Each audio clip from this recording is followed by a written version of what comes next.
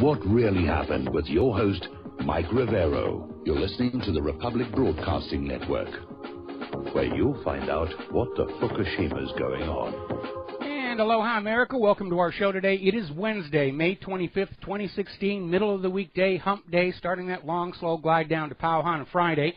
We have got a lot of stuff to talk about today. The phone lines are open, 800-313-9443. Mike is in our control room. Quick little reminder, Walter Brash will be our third-hour guest today, talking about fracking and negative effects on, well, pretty much everybody around them, and hardly a new issue, but he's going to be bringing more details to the discussion. All right, getting into the news here, the anti-Trump activists, thugs, brown shirts, whatever you want to call them, were really fully on display in New Mexico, including gunfire that broke glass in the building where Trump was having his rally. These troublemakers, most of whom appear to be hired, rent a mob, threw firebombs at police cars. One of the vendors on the premises had his table set on fire. And apparently it was so bad the police did not allow Trump's supporters to leave the building out of concern for their safety. Now, you need to remember, back in Germany, the way the Nazis came to power was they had these squads of troublemakers called the brown shirts, the Sturmabteilung, who basically went around to the political rallies of all of Hitler's opponents and just trashed them, committed acts of violence. So you keep this in mind. When Move On and Black Lives Matter and George Soros people are doing the exact same thing to Donald Trump's rallies, remember how it ended up for Germany. And, of course, these rallies are just building more sympathy. Over at MSNBC, the Morning Joe show was saying, these obvious thugs and troublemakers are only making Trump, look even better. And there's all these Twitter hashtags out there, which I can't even repeat on the radio, or FCC will take away the license for some of these broadcasters. But they're out there, and they were causing damage. It just amazing stuff. And MSNBC was interviewing all these people. Why are you opposed to Donald Trump? And all they could say was the profanity over and over again. Nobody actually has a reason why they don't want Trump as president. They're just paid to go there and make a fuss. Why are you against Donald Trump? To heck with Trump! To heck with Trump! Why are you opposed to? To heck with Trump! To heck with... That's their talking point. That's it. And apparently a group of Mexicans burned the U.S. flag at the Donald Trump rally. Does anybody really think this is going to build sympathy for the illegal immigrants when they behave like this? When they cause the same kind of ruckus we're seeing the refugees do in Europe? Do the illegal immigrants think they're going to be able to conquer this nation by force? Not going to happen. And, of course, apparently Twitter is just flooded with demands to assassinate Donald Trump. Apparently leading up to the rally in Anaheim, which Donald Trump, I guess, is just now finishing up on this situation. Didn't really make a difference. Donald Trump won a landslide victory in Washington State. He is now just 28 delegates away from having enough delegates to secure a first ballot victory, assuming that some of those delegates are not bribed or blackmailed to change their mind. But by the time the convention gets here, Donald Trump will have a first ballot victory by a wide, comfortable margin. Meanwhile, the corporate media is out there just in a panic mode over the fact that Donald Trump has revived public interest. In the Vince Foster case, I was checking the logs on my server, and just this morning, something like 20,000 people were reading my article on the death of White House Deputy Counsel Vincent Foster.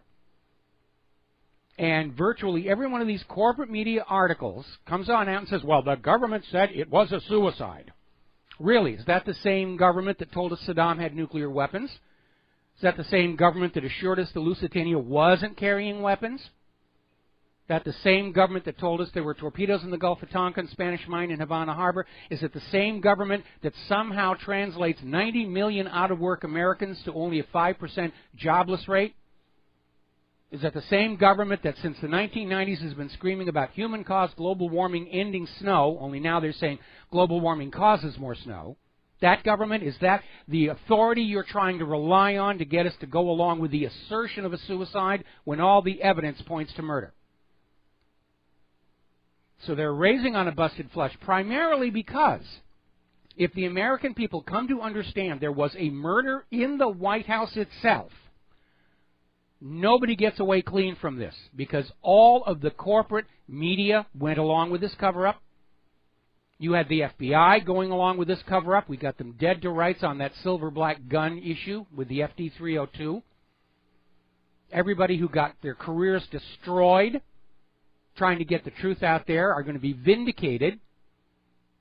And they're desperate to hold together the official story. And it is just unraveling. Now, there has been some new evidence that has come on out. This is being reported in WorldNet Daily. And they're talking about, and as a matter of fact, Dave Martin was talking about this, and Alan Fabish will be talking about this tomorrow. The lead investigator working for Robert Fisk, Miguel Rodriguez, resigned from the investigation, saying that he was being blocked, that evidence was being concealed, that there was obviously a cover-up, and apparently the resignation letter has now surfaced, in which he basically said, we have been told from on high to declare this as a suicide, and it very obviously was not. Rodriguez confirms there were crime scene photos that showed a wound to Vince Foster's neck. And if you really think about it, this idea that there are no photos of Vince Foster, anytime there's a crime of any kind, even just a fender-bender traffic accident, the cops are there taking all kinds of pictures. The absence of any photos, other than this one leaked Polaroid, is itself suspicious. We know that Hillary's aides ransacked Foster's office before the park police could seal it. This thing stinks from top to bottom. Nobody's going to buy this as a suicide, except, of course, all of Hillary's million-dollar online thugs who are now prowling all over the web, jumping into blogs and saying, oh, yes, there's no question of suicide. We have to question Donald Trump's motives for even bringing this up. Well, Donald Trump's motives are the same as mine. We want the truth to get on out because the American people deserve the truth. The American people deserve to have a government that does not lie to them because it's not in the Constitution. The government is not allowed to lie to you. The 10th Amendment says they can't just assume that. When the government lies to you, it breaks the contract with America. It delegitimizes itself. It makes itself an illegal and illegitimate government, and we have no obligation to that government when they lie to us like that. So everybody's in a panic about this. Hillary's people are in a panic about it because, remember, there's no statute of limitations on murder. This comes on out. People can still go to jail for this. Now, remember Ken Starr? Ken Starr took over from Robert Fisk, trying to keep the lid on this whole Whitewater scandal. And he basically came on out and he dangled Monica Lewinsky and the stained blue dress, and Americans just sort of followed this little tawdry sex scandal, and they missed the real heart of what was going on, which was CIA gun and drug running out of Bill Clinton's Arkansas down to Central America, supporting the Nicaraguan Contras, a violation of the Boland Act, I might add. And everybody along the pipeline was getting insanely rich. It was flooding this country with cocaine. There were a lot of murders going on in Arkansas, the train deaths. People who spotted the drug planes were murdered. And that whole network of banks and land flips and the Arkansas Development Finance Authority was the money laundry machine. And that's what Kenneth Starr had to cover up. Now, you need to remember, Kenneth Starr, during the Reagan administration, was the assistant to Reagan's Attorney General, William French Smith, who was the guy who changed the rules so that the CIA did not have to report drug smuggling activity they encountered to the DEA, which basically gave the CIA a protected drug smuggling channel, which they exploited. Well, apparently, Ken Starr has been fired from his current job over, apparently he was a chancellor, and the Board of Regents just fired him because of a sexual assault scandal involving the school and its football team. Everybody's mum about this. But it's a reminder, just because somebody is a government official doesn't mean they're a good person. Quite the contrary.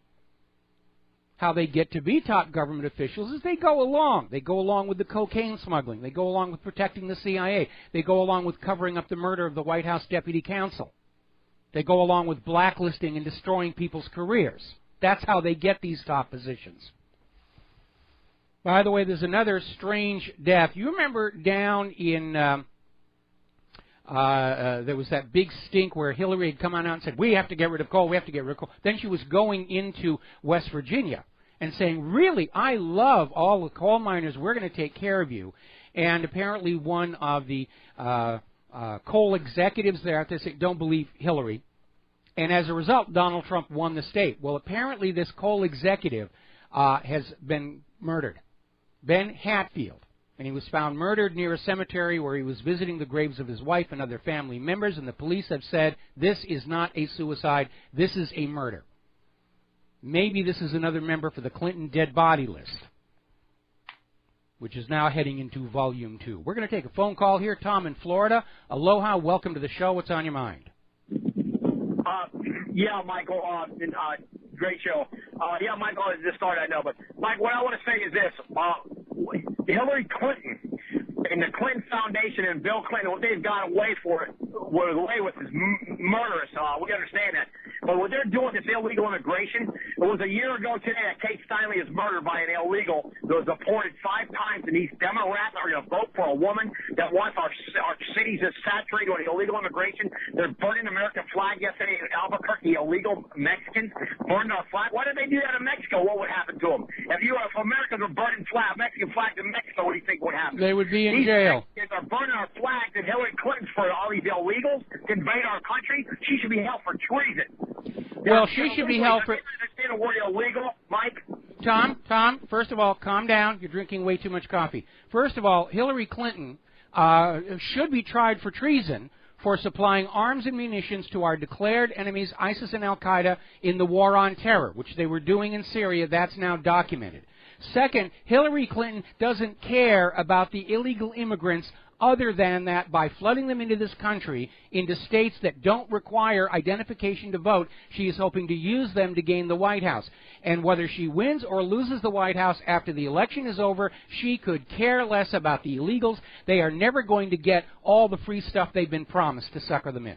It's just not going to happen. Well, Michael, let's look what's going on with Berserker in Germany. She's now having Sharia law imposed on the German public. These Muslims are becoming police officers. You got a Muslim mayor in London, and they're literally, whoever this white trash is in Europe, when they're doing in Europe, and let me tell you, the gauntlet's been thrown down in Austria with this guy. He barely lost, but the gauntlet's been thrown down. We'll see what happens with Marine Le Pen. But I tell you right now, what's going on in Europe and what they're going to do here, there's a design that whoever's behind this, they're going to be held for treason eventually. You'll see what I'm talking about. They are going to be held for treason, what they have done to Europe and what they're trying to do to the United States. And these people are going to be held accountable, and they're going to be held for treason. All right. Okay? Well, thank you very much for the phone call. We're going to switch over to Matt in Colorado. Aloha. Welcome to the show. What's on your mind? Hey, Michael. Thanks for taking my call.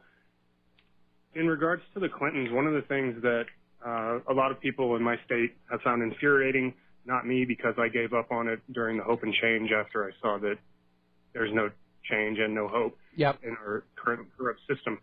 So everybody else was feeling the burn, and I'm a liberal person and I want the best for everybody, you know. But what happened is all these people went out on the street, not on the street, they went out and they participated in the so-called democratic process in the state of Colorado, and they did the caucusing and all of this stuff, and they voted, and Bernie Sanders won by a plurality of 60%, roughly, maybe 62 to 38 or whatever the figure is. Yes. And the governor, Hickenlooper, who he just said, I don't care, I'm voting for Hillary. And I think that obviously Hickenlooper is a former engineer in a mining and a huge proponent of fracking. Now, Hillary has been going around, advocating for fracking all over the place. Then all of a sudden she saw it's maybe not environmentally popular for the Bernie supporters, so she started pulling back off that. Yes. And the other one, who is really, because I lived in Boulder for 17 years and went to the University of Colorado, and the first openly homosexual 100-millionaire congressman in the House, Jared Polis, who often just goes around Boulder and people see him writing stuff on napkins when he's at the restaurant saying, please represent the people, he still pledged his superdelegate vote to Hillary Clinton. And that is disenfranchising young people and they're just saying, hey, we vote, we go out, we work hard, we do grassroots organizations, and these guys just, tell us to F off. And I don't even know where to begin. It's just absolutely loco. Well, there's a couple of good pieces of news. First of all, it has provoked a horrible backlash to the point where the Democratic Party officials are now seriously thinking about giving Debbie Wasserman Schultz the pink slip. Colorado's Democratic Party has admitted they made a mistake, and now Bernie Sanders is getting the majority of Colorado's delegates. So they're feeling the backlash, they're feeling the anger, and they're having to back off over all this shenanigans that they've been doing. So we are having an impact out there. Well, good. That's my only comment today, and I'm glad to hear that that's actually making some type of a positive progress. Oh yeah, the more we yell, we need to make them doubt. We need to remind them we're the boss, and if they're not going to do what we, the people, tell them to do, we're going to get rid of them. Pink slip, maybe sell them off for medical experiments or something. Well, exactly, and like what they did with Scott Walker in Wisconsin, I was going to say if Hickenlooper just goes against the will of the people, I was going to ask for a referendum and just get him kicked out. Absolutely, absolutely. I mean, all of these people who think that that the public really has no place in governing this country, they all need to be given pink slips this November. Totally agree. All right. Your time, and look forward to the rest of the show. All right, thank you, Matt. We're going to switch over to Mo in Florida. Aloha, welcome to the show. What's on your mind? Hi, Michael. Appreciate you taking my call. I was just going to give you wanted to talk about something else as far as the J.P. Morgan ripoff thing. But you were talking about this murder with this coal executive. I was just reading this. It's funny you just mentioned it, but they arrested three young people. And one of them said, this one of them named Peterson, he told them, I'm reading here, if they took him home, he would give them valuable information about the murder. And he said that the sheriff said they got no motive, got no reasoning. There's just so many unanswered questions. Why was he there? There were three kids they killed, or not kids, they're in the 20s. But they may find out who did this or who put him up to it. It's just very strange. This guy's at his wife's grave. But the reason why I called was, I don't know, this is just kind of to me was a very, encapsulates the whole thing about the false media. And you know this Helen, I think her name's Helen, what's her name? Helen Calcutt or Helen Chapman. She was on, you saw that. She was on Greg Hunter's show. Okay. She's the one that's suing J.P. Morgan. And she wrote this book called J.P. Madoff. Yeah. Chapman, she's going to be on our show Wednesday, June 1st. Oh, awesome. Yeah. That was just amazing. I was showing my wife, I said, look, here's just a total example of how the media treats us. Anyway, she was on, did you see when she was on Fox News? They didn't know, they didn't read her book, and they thought she was Maria Bartiromo, had her on there. And for some reason they didn't read the book, and they thought she was coming on just to talk about Bernie Madoff and the victims. And she got on there, and she was supposed to have like a 6 or 7 minute interview, and she started. They were talking about Bernie Madoff. She said, "Yeah, but we're suing J.P. Morgan because since the 70s there was this Bankruptcy Secrecy Act that J.P. Morgan they knew this was cash money." Yeah. They did. So did the SEC. Yeah, we got to let you go and take a break for commercials. We'll be back with more news after these few words. And aloha, America. Welcome back to the show. And we're going to do a couple of stories before we take this next phone call.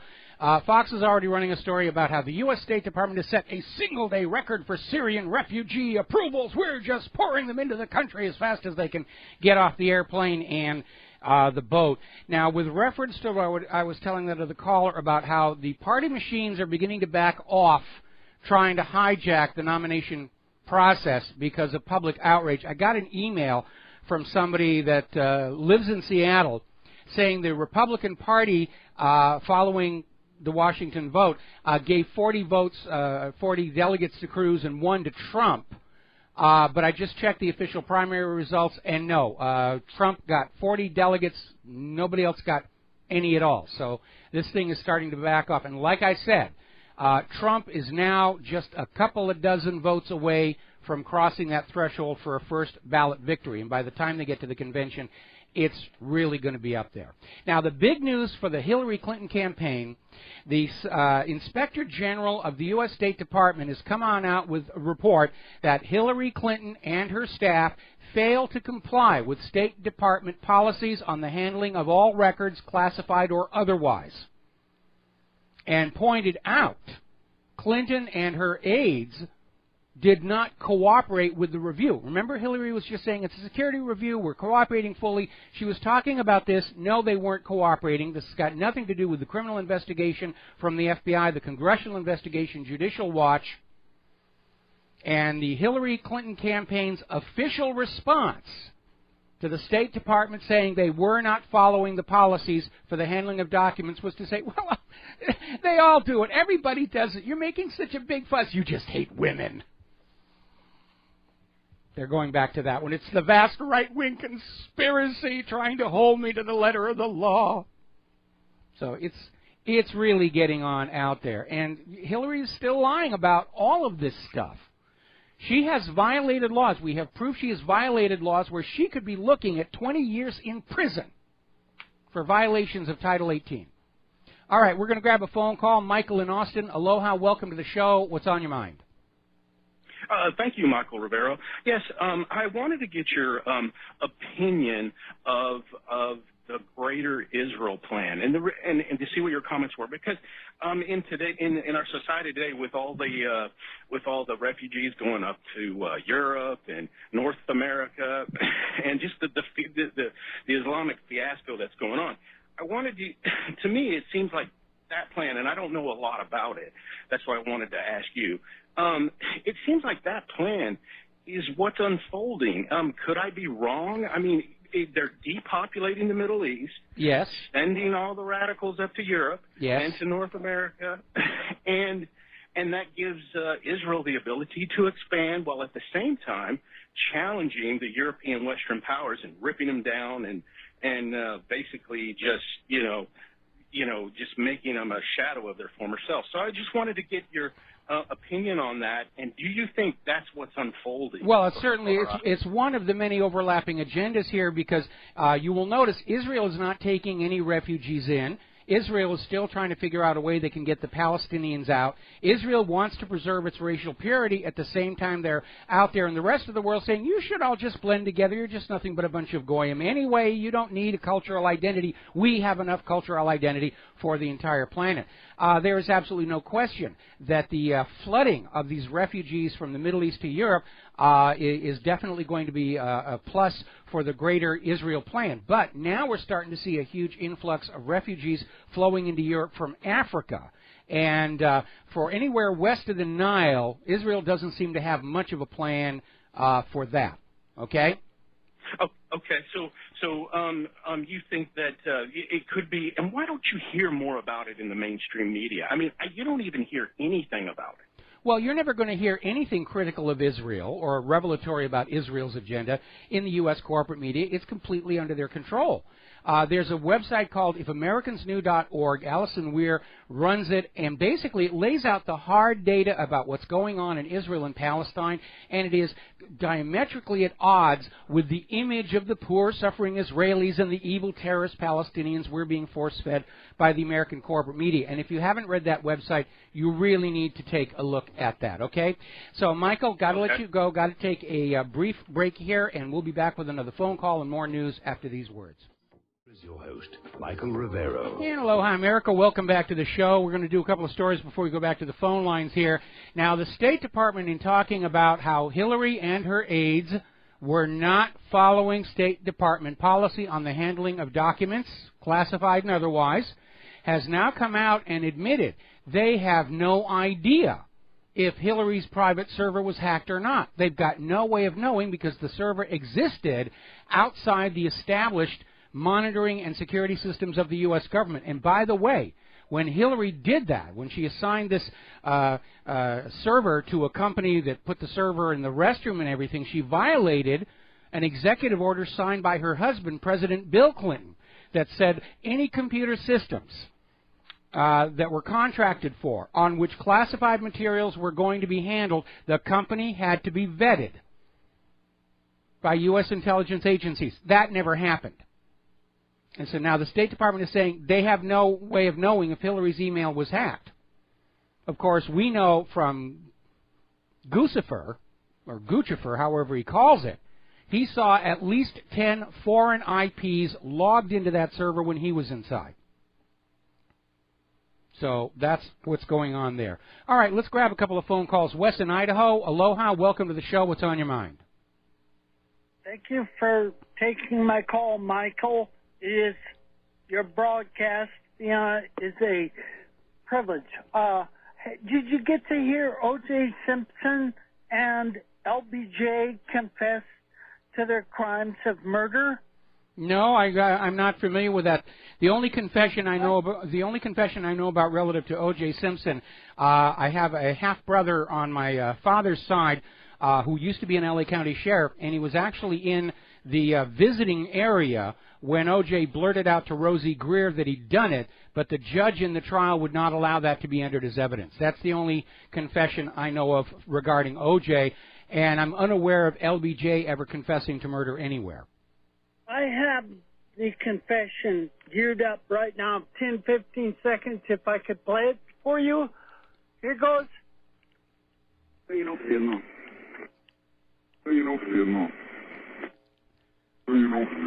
I can't make heads or tails of that. You're going to have to email that to me and let me wash it through the computer here. So, Wes, thank you very much for the phone call. We're going to switch over to Mike in New York. Aloha, Mike. Welcome to the show. What's on your mind? Hello, Mr. Rivero. Yes. I want to let you know you've been a great inspiration to me. I just became a donor to your show. Thank you. Recently. I had 3 questions for you. Hopefully I can get them through fast enough. Who do you think the new chairman of the Republican convention should be if Wasserman Schultz gets ousted? Well, Debbie Wasserman Schultz is chairman of the Democratic National Committee, not the Republicans. So, my bad. To be very honest, I don't have any opinions on that. We just need to make sure that it's, again, for both parties, it has to be somebody who understands this is supposed to be a democratic process where the will of the people is made clear and acted upon. And we've got way too many people like Schultz and like so many people on the GOP side who are out there saying what the people wants doesn't matter. We have to pick the leaders that are good for our own personal wallets and those of our donors and backers. Absolutely. Okay, my next question is, should Clinton become the president, what recourse is there for American citizens? Secession. Is there a path for impeachment?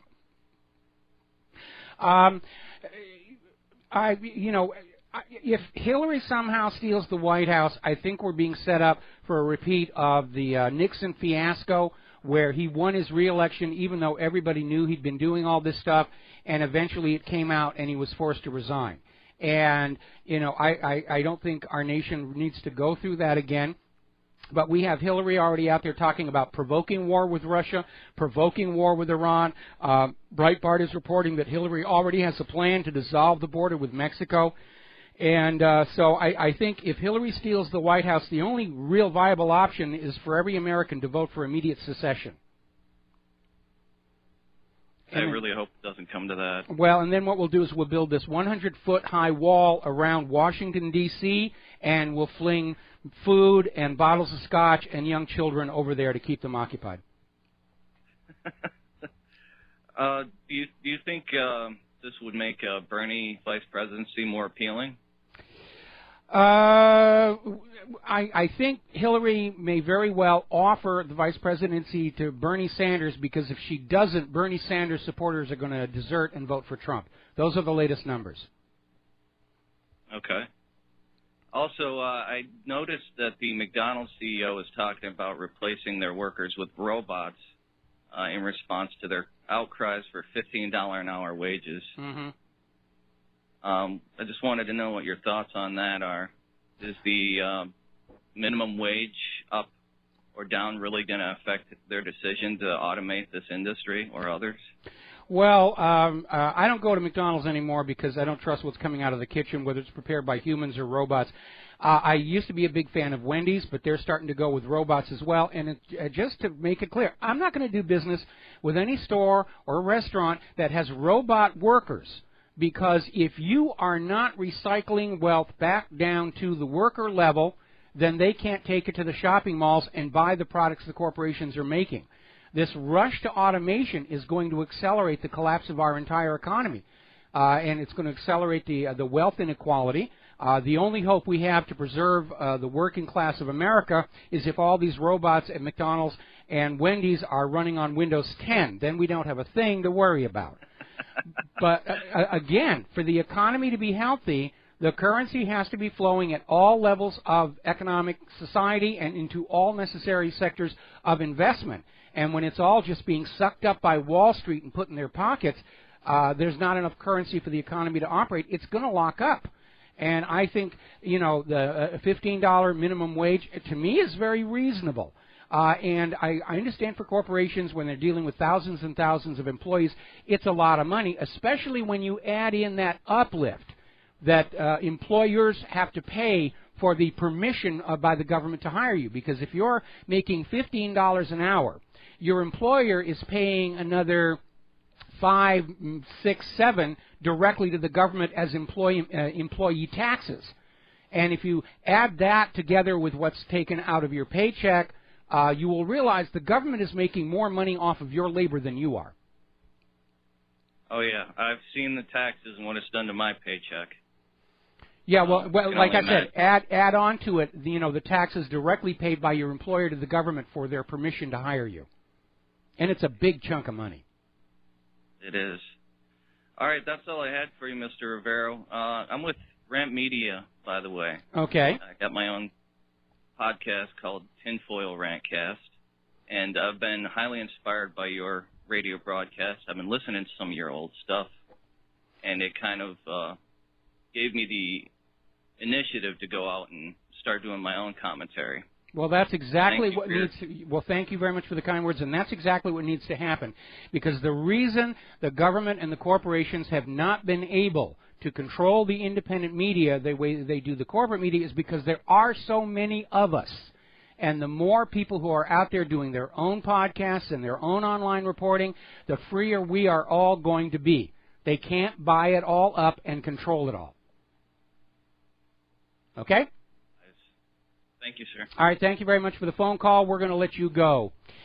Apparently, up in Washington State on the Democratic side, the Democratic Party in Washington State is decided they're going to ignore the primary results and go back to the caucus they held in March to allocate the delegates. Why? Because Hillary gets more delegates that way. And like I said, the time has come to go long on tar and feathers.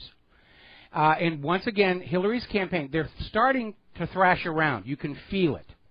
They're trying to find something to get traction and regain the initiative in this campaign. So they've gone back to misogyny. That opposition to Hillary has nothing to do with all the crimes. It's got nothing to do with Vince Foster and Travelgate and cattle futures and Iran-Contra and the rest. The people who are opposed to Hillary, they just hate women. That's it. You know, you are only opposed to Hillary because you hate women. You can't stand the idea of a woman president.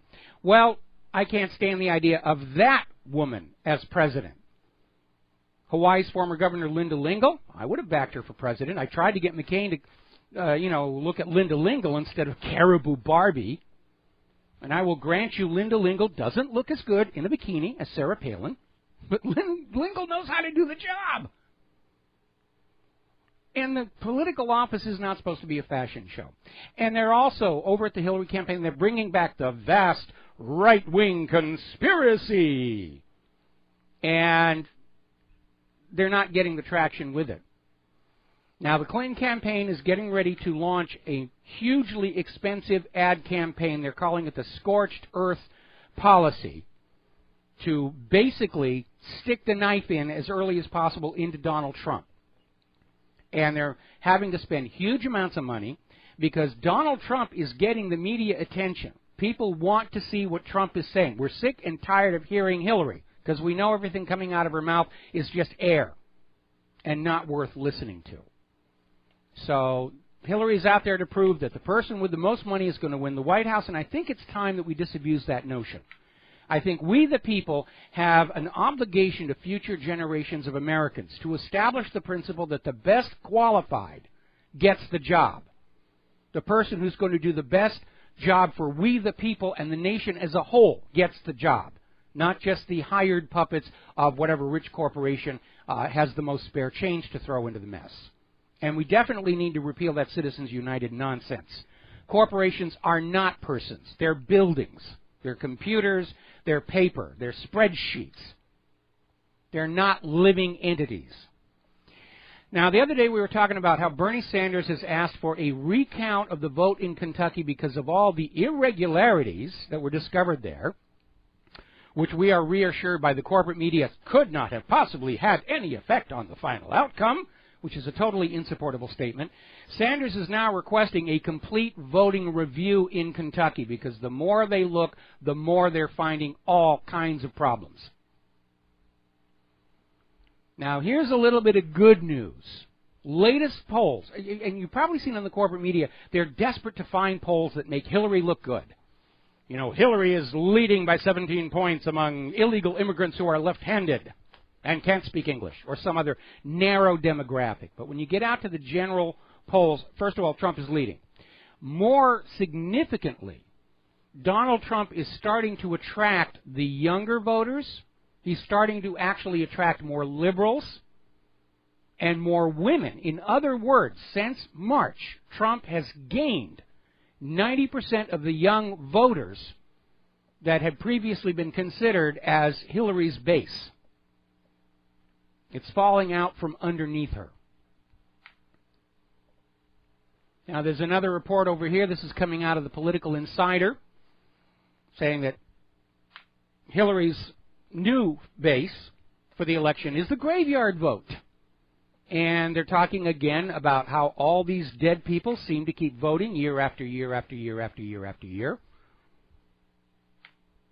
Our elections are very crooked. And until we get honest, verifiable, accurate, auditable elections back, we're never going to have a real democracy. We're never going to have a republic. We're going to be living in a fascist economic dictatorship.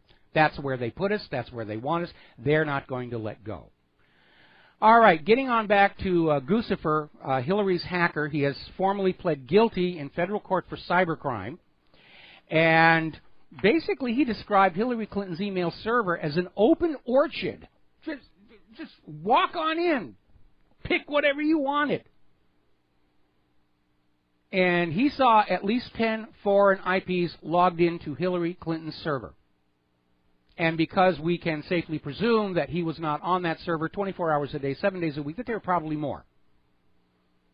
What we need to find out is those IPs, and if any of them track back to governments or corporations or individuals who made very generous contributions to the Hillary Clinton, Bill Clinton, and Chelsea Clinton Charitable Foundation, which is not a charitable foundation at all. It is a slush fund.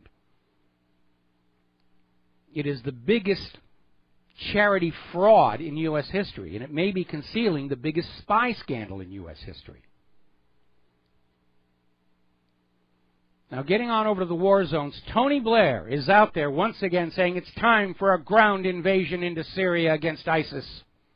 We're never going to beat them from the air, especially with the Russians being out there. It's time to go to war on the ground. Well, if you really feel that way, Tony, here's your rifle. Here's your parachute. We ran out of that camo, so here's a bright day-glow orange jumpsuit left over from the CIA's torture centers. Watch your head climbing into that transport, and we'll call the other guys and tell them you are on your way to kick their butts all by yourself, because we still remember that dodgy dossier. We still remember all the lies that got us into that war in Iraq. And maybe Tony Blair is thinking a new war in Syria is going to get him off the hook for the Chilcot report that's due out right after the Brexit vote. And Jeremy Corbyn is already talking about potential war crimes charges for Tony Blair. So Tony Blair's going to say, I'm going to get another war going, and they'll forget all about how we got into that last one here.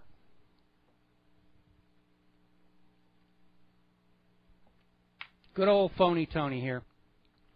Apparently authorities have seized tons of medical aid coming from Turkey into Syria destined for ISIS and Al-Qaeda. Turkey is supporting them. Okay. Now, up in Russia, they have deployed 2 new divisions to the west, 1 to the south, basically saying they have to respond to the NATO buildup on their borders. And the U.S. is now sending M1A2 Abrams tanks to line up at the border and glare at Russia. And, of course, every time Russia says, well, it looks like they're getting ready to invade, we're going to put some forces out there. And the U.S. will say, oh, see, Russia's being aggressive. Russia's being aggressive. They're moving troops up to their side of the border. How dare they put troops on their side of the border? And we're arming our side of the border because Russia is bad and Russia is evil and Russia tears tags off of couch cushions. Russia hides your car keys. They're stealing your socks out of the dryer. Putin passes wind in the elevators of the Kremlin. And nobody's buying this stuff. We understand who the aggressors are. This is the biggest military buildup in that part of the world since World War II. And I would like to urge caution about this, because apparently they just had a mock tank battle in NATO to sort of practice what they're doing, and the U.S. Army got clobbered. Good reason to maybe pull back and think this is really not such a good idea. All right, we got to take a break for commercials, and we'll be right back. And aloha, America. Welcome back to the show here. Now, according to Sputnik News, U.S. Navy SEALs are currently training in Bulgaria for an attack on Crimea to try and take that back. And always in the media we say, Russia stole Crimea. No, Russia did not steal Crimea. When the U.S. government went in to Kiev and overthrew the democratically elected government and installed President Chocolate, the people of Crimea said, well, that's obviously not a government of our choosing. And they held a referendum to secede from Ukraine, which is their right under the United Nations Universal Declaration of Human Rights.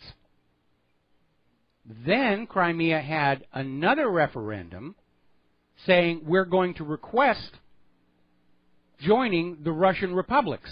Both referendums, of course, passed overwhelmingly. They said to Russia, can we hang out with you guys? And Russia said, sure. That's it. That's what happened. And the propaganda is Russia stole Crimea. Crimea was the prize. It was one of the big prizes in the overthrow of Ukraine because it represented a Russian port on the Black Sea. And if they'd lost that under the Montreux Convention, there would be serious limits imposed on Russian ships in the Black Sea. And that's why everybody's angry about that. And if there's going to be a war with Russia, it is in all probability going to start with the U.S. trying to take back Crimea and say, this is ours, we want this, you get out of here. We've been talking about the poor quality American weapons and the much beleaguered F-35. Apparently they're saying it's not going to be ready for final testing until at least 2018, maybe past that. Because apparently the latest software glitch shuts the entire aircraft down in the middle of flight, which is definitely going to be upsetting to those pilots. And despite all the problems with this aircraft, the Pentagon is getting ready to spend an additional $16 billion on more of these monstrosities. So far, the only thing they've actually been found to be good for is air shows. Now, do you remember that ridiculous law that was going to allow 9/11 victims to sue Saudi Arabia without any evidence whatsoever Saudi Arabia had anything to do with it? Turns out that is a creation of Chuck Schumer, who's one of the most rabid Israel firsters in Congress.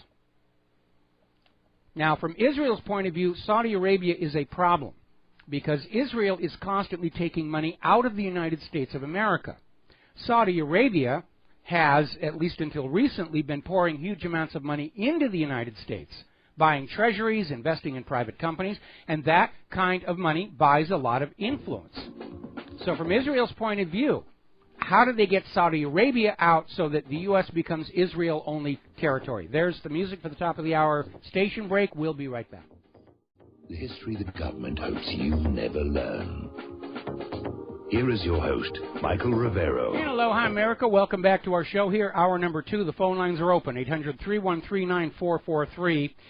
Now, interestingly enough, there is this new group supporting Israel in the United States. They're trying to become a new version of AIPAC. They got a lot of backing from Sheldon Adelson. And they decided to hold a public opinion survey among Israeli Americans on their level of loyalty to Israel. And some of the questions included things like, if there's a policy conflict between the United States and Israel, who would you support? And apparently they didn't get the answers they wanted because the results of the survey have now been censored, which tells us, and we have had other indications of this before, Israeli Americans and Jewish Americans are as put off by the actions of Israel's government as anybody else. And they're recognizing that it is the actions of Israel's government and the backlash resulting therefrom that presents the greatest danger to the safety and prosperity of Jewish people around the world. It's not anything the Arabs are doing. It's not anything Saudi Arabia is doing. It's the growing anger and backlash over Israel's government's crimes. The apartheid, the use of white phosphorus. Now, getting on to your daily dose of booga booga, extremist cells are likely stockpiling explosives in the European Union for attacks. They're coming to get you unless you just forget all about this challenging the government nonsense. And again, I am concerned. There's going to be a false flag of some kind. The U.S. is clearly pouring weapons into Europe to start a war with Russia. They're missing one critical piece. A way to make it look like it's Russia's fault. That's the only thing they're missing. Are they going to do another Gleiwitz incident? Maybe. Up in Sweden, they're already trying to blame Russia for all those broadcasting towers that were cut down. That's the part they're missing. Making it look like it's the other guy's fault. We're coming up on the Memorial Day weekend. We need to keep our eyes open. Turning to the economic news, the Euro Group has agreed to disperse 7.5 billion euros to Greece, which will immediately come back out of Greece, going to the bankers. And at this point, hardly anybody's paying any more attention to this. From the point of view of the Greek people, it doesn't mean anything at all. It's not improving their lives. It's not bringing back the jobs. It's not improving the infrastructure. It's just plunging them into more debt. And as long as they don't have jobs and don't have industry and don't have agriculture, they can never, ever pay the debt off, which is what the bankers really want. Because if you think about it, the bankers know these pieces of paper and colored ink are not worth anything at all. The item of value is the debt obligation that you are brainwashed to believe is a real thing so that you will do what their lordships tell you to do or allow you to do. And we're already getting into an almost neo-feudalist society. I mean, if you're going to take a trip, and this actually happened about a year ago, if you take a trip and you don't notify your bank ahead of time, your credit cards may stop working. This actually happened to a relative of ours a couple of years ago. They had gone from Southern California to Northern California, went to use the credit card, was denied.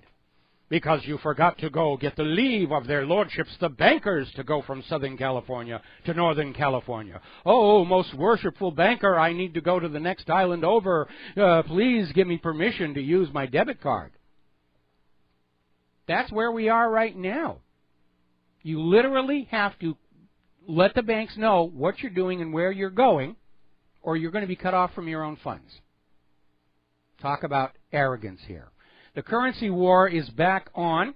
China has devalued their yuan to a 5-year low, which is good for American importers and lousy for American exporters. And currency wars have a very ugly habit throughout history of turning into real wars. Let's grab a phone call. Jeff in Minnesota. Aloha. Welcome to the show. What's on your mind? Well, I call this the crazy trends. I'm a cab driver, and sometimes I get up at like 2 in the morning to go out to work, and I listen to overnight radio. And the trend is that in a soft economy, so many of the ads are for nonprofit corporations, you know, cars for kids, help exploited women, women's shelters. And well, what's going on there is very, very simple. Broadcasters, they have the schedule of the ads. They can't have dead airtime. So most broadcasters, what they'll do is they'll have the paid ads, and if there aren't enough of those, then they start plugging in public service announcements and charitable contributions, which they can then deduct the cost of the ad from their taxes. So that's where a lot of that is coming from. And it does indicate that advertising for-profit organizations is in decline. And when I worked in advertising many, many years ago, it was often a truism that when a company's business started to decline, the first thing that got cut was the advertising budget, which made no sense at all, because when your business goes into a decline, that's when you make that outreach to your customers to build new business. Okay? Hey, cool. Okay, so anyway, it's hard to believe, but like the year's half over already, right? Yeah, it's getting there. We're coming up here on summer. They still have snow in Northern California and a couple of other places. Okay, talk to you later. All right, thank you very much for the phone call. Now, Helen Chapman is out there basically saying criminal bankers, and we now know that's what they are threatening the entire world economy. And they are because this push for globalism has linked them all together. And the downside of globalism is when there's a disaster one place, it drags the whole system down. That's what happened back in 2008 when the mortgage-backed security fraud melted down on Wall Street because it was linked all over to Europe and Asia. It hammered the entire system. There's no safeguards. There's no barricades. National borders serve for planet Earth the same purpose that fireproof doors in a building or watertight bulkheads in a ship. And yes, if you block open the fireproof doors and lock open the hatches on the ship, it seems like things are going better because you can get around a lot faster until you get that first fire in an office that destroys the entire building or the first leak in a compartment that floods and sinks the entire ship. And that's what these bankers have done to planet Earth. They've taken down all the safety systems that would contain an economic meltdown and open the door to a global collapse. Story coming out of the local over in Germany, why Greece is at the top of Germany's to-do list again, and it's bemoaning the fact that every time they think they've fixed Greece, Greece comes back again. Like that should be a surprise? Of course not.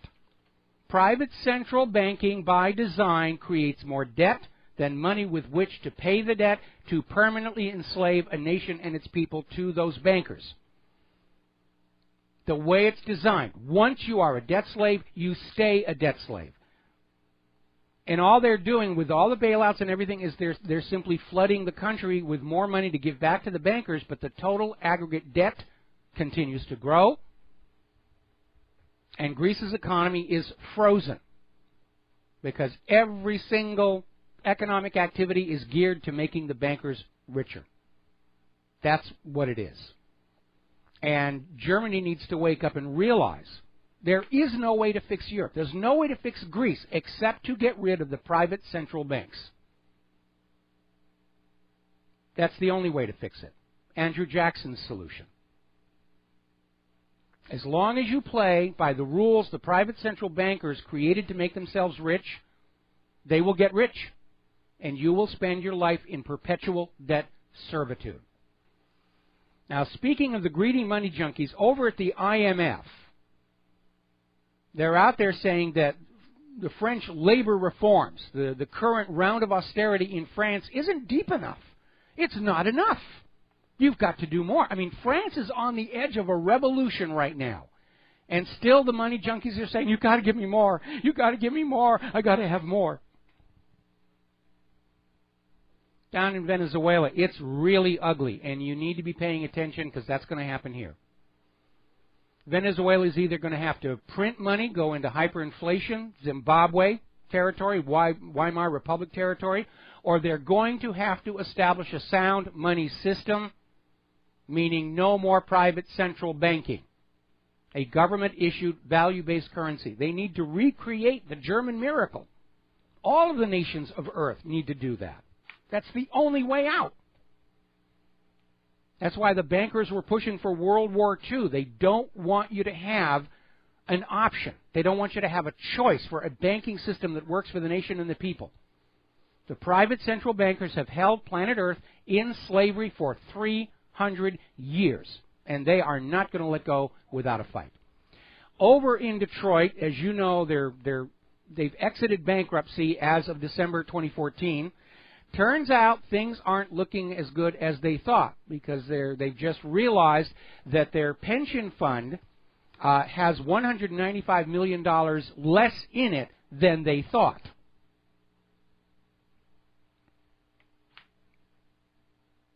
So they were cooking the books. Too much of that going on anyway. Shell is announcing another round of massive layoffs, announced 2,200 job losses today. Brings the total job losses to 12,500 since the start of 2015. Microsoft has just cut another 1,850 jobs and is taking a $950 million write-down in its phone hardware business. Looks like they were not able to get in there and make inroads into iPhone and Android. And I think a big part of that had to do with Microsoft's hardware doesn't have a good reputation. Some of those early Surface combination tablet with keyboard didn't hold up. And second, Microsoft had this idea of a unified tile-based interface that was going to be the same on your desktop, your tablet, and your phone, which was a dumb idea. The reason you have a giant desktop with multiple screens is so you can do more and see more.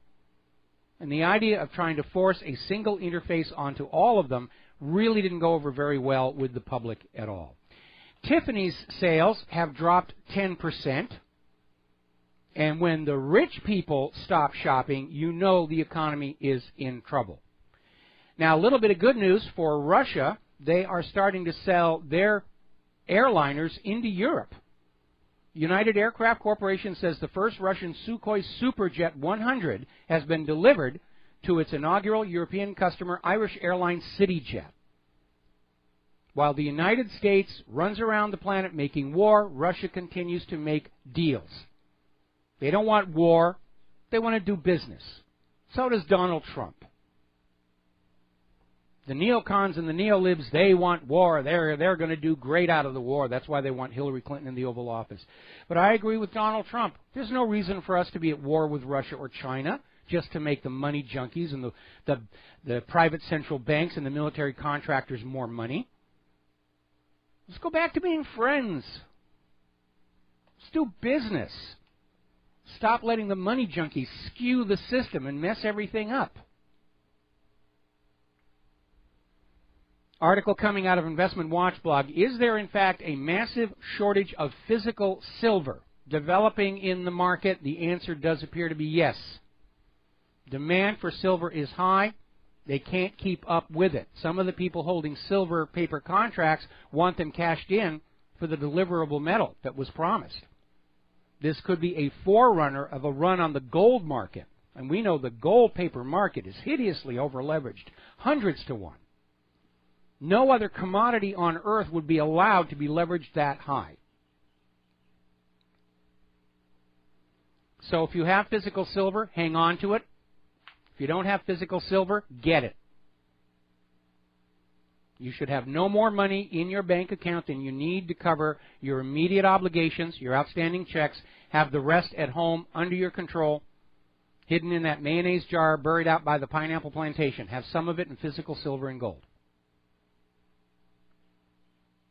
Because we all know what's coming. There's no way to stop it. Nobody's doing this deliberately. There's no secret cabal out there that's plotting the crash of the U.S. economy. The problem is they can't stop it because it always was a pyramid. It's always been a Ponzi scheme for the last 100 years, and they were able to drag it out for 100 years because the entire American population was dragged into it.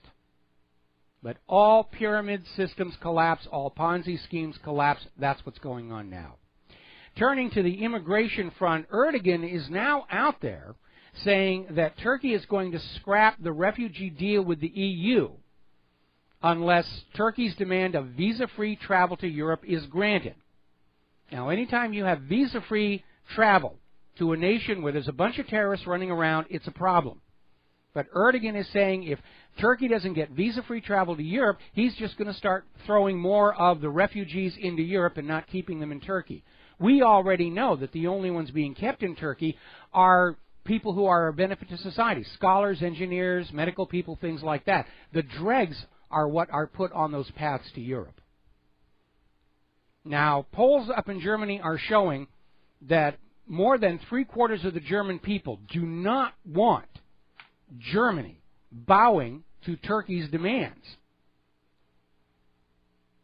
Now, Merkel is on board with the New World Order and immigration and the rest of it. Right now, 2/3 of Germans do not approve of her. She will probably lose her next election unless they use those Diebold election machines. Remember the motto, Diebold, we guarantee the results. And here is a very troubling development. The police in Germany, primarily Bavaria, are going to start hiring migrants as police officers. German citizenship not required. This is utterly insane. You're going to have police officers who have no emotional connection to the population, indeed in many cases are provably hostile to the indigenous Germans, now being given police authority over them, along with the language difficulties. This is just nuts. Meanwhile, Germany is going to pass a ban on any advertisements featuring sexy women, because those poor, suffering refugees coming into our country, they just can't control themselves when they see a pretty girl up on a billboard or on a package here. So we have to just be sensitive to their cultural requirements and have all of our models in burqas from now on. I mean, that's nonsense. This is being done in response to the sex attacks in Cologne on New Year's Eve. The correct response is you grab the people who attack those women and you put them in jail, or you put them at the border and say, go home. You don't take a meat cleaver to your own cultural norms to make your country comfortable for people who really shouldn't have been there in the first place. That's exactly the wrong thing to do, unless your goal is to undermine the cultural, national, historical, and regional identity of the indigenous people in order to blur them all together into a single, formless mass of humanity that you hope are going to be easier to control. So far, not working out very well. Amnesty International got a chance to look at some of these Turkish refugee camps. They're finding out there's a high incidence of child rape, even organ harvesting, horrific abuses. And it's a humanitarian disaster. And this is the largest refugee crisis on earth, again, since World War II. We're into it. We're into World War III. We're still waiting for that big bang where everybody says, okay, we can glue all these little wars together. It's now a global war, and it's the hot phase, meaning get the draft going and the rest of it. As I mentioned to that caller before, there's now a new wave of migrants heading for Europe coming from Africa. The only nation not taking in refugees, of course, is Israel. No, no, no, no. We have to maintain our racial and cultural purity and our identity. It's precious. You don't need a cultural identity. It really is out of control here. Paul Craig Roberts is out there saying Americans are a conquered people. He's actually starting to use the R word, revolution. That's very alarming. I'm hearing it more and more. We'll be right back. Aloha, America. Welcome back to the show here. Let's talk about guns and gun rights right now. As you know, Hillary Clinton and all of her supporters are out there saying, we got to get the guns, we got to get the guns, guns are bad, the guns are just so evil. No, they're not. Guns are tools, just like anything else. It's the person using it. And that applies to other things. Baseball bats, hammers, beer mugs. The person who's using them for good purposes, not a problem. If they're using them for bad purposes, it's the person, not the tool. Now, here in Hawaii, which tends to be a very liberal state, although every time I wear my Hillary for Prison T-shirt like I'm doing right now, more and more people are coming up and saying, yes, yes, she needs to go to jail, and the rest of it. But Hawaii may be the first state to mandate all gun owners being put onto a federal gun registry, which has been in the works for some time, which will do absolutely nothing except tell the government whose doors to kick down during gun confiscation, because the criminals don't bother registering their firearms, do they? They just steal them. They buy them from smugglers. They build them themselves. Now, there's an article over here at IntelliHub which is hammering home a point I have made many, many times before. Self-defense, including the use of firearms, is a natural right. The Second Amendment gives us the right to keep and bear guns, and the Supreme Court ruled in United States versus Miller, the Second Amendment reserves to the people the same arms carried by the uniformed forces. If they've got 30-round magazines, we get 30-round magazines. So that the balance of force is equal between the people and potentially abusive government. But behind that, there's another reality. Crime is out there. And the police are never going to be there in time. The police never show up in time to thwart a crime, to stop it in progress. They'll show up 20 minutes later, get their pictures taken with the dead bodies to go in the newspaper, and that's about it. When a crime is actually happening, there are only two parties present, the perpetrator and the victim. And if you want crime to stop, you have to allow the victim to have arms equal to those held by the criminals. Doesn't that just make common sense? No gun ban in history has disarmed the criminals. Therefore, the only solution is to arm the victims. We need to go back to teaching gun safety and making sure everybody is armed, and crime will go down. Anytime you have a population that is armed and trained in the use of firearms, crime decreases. Look at all of these cities under Democratic control with extremely restrictive gun laws, and they have high crime and murder rates. There's never been an exception to that. Now, Judicial Watch has just come on out with a little reminder that the same government that says you may not have assault-style military weapons has been giving those various weapons to Mexican drug criminals, apparently linked to at least 69 and possibly as many as 200 killings, all at taxpayer expense. So you have to ask yourself, whose side is the government on when they insist law-abiding citizens be disarmed and they're giving guns to Mexican drug criminals? And when you realize how many times our government has been caught smuggling drugs, Vietnam, Iran-Contra, now from Afghanistan, you begin to realize, yeah, the biggest drug smuggler in the country is the country. And then all of a sudden it makes sense that our government is giving weapons to Mexican drug cartels to enforce a monopoly, to boost profitability. At the same time, they're insisting you be completely disarmed and you should just call the police if you're the victim of a crime. I'm not going to call the police. The police have murdered more innocent Americans in this country than the mass shooters and terrorists put together.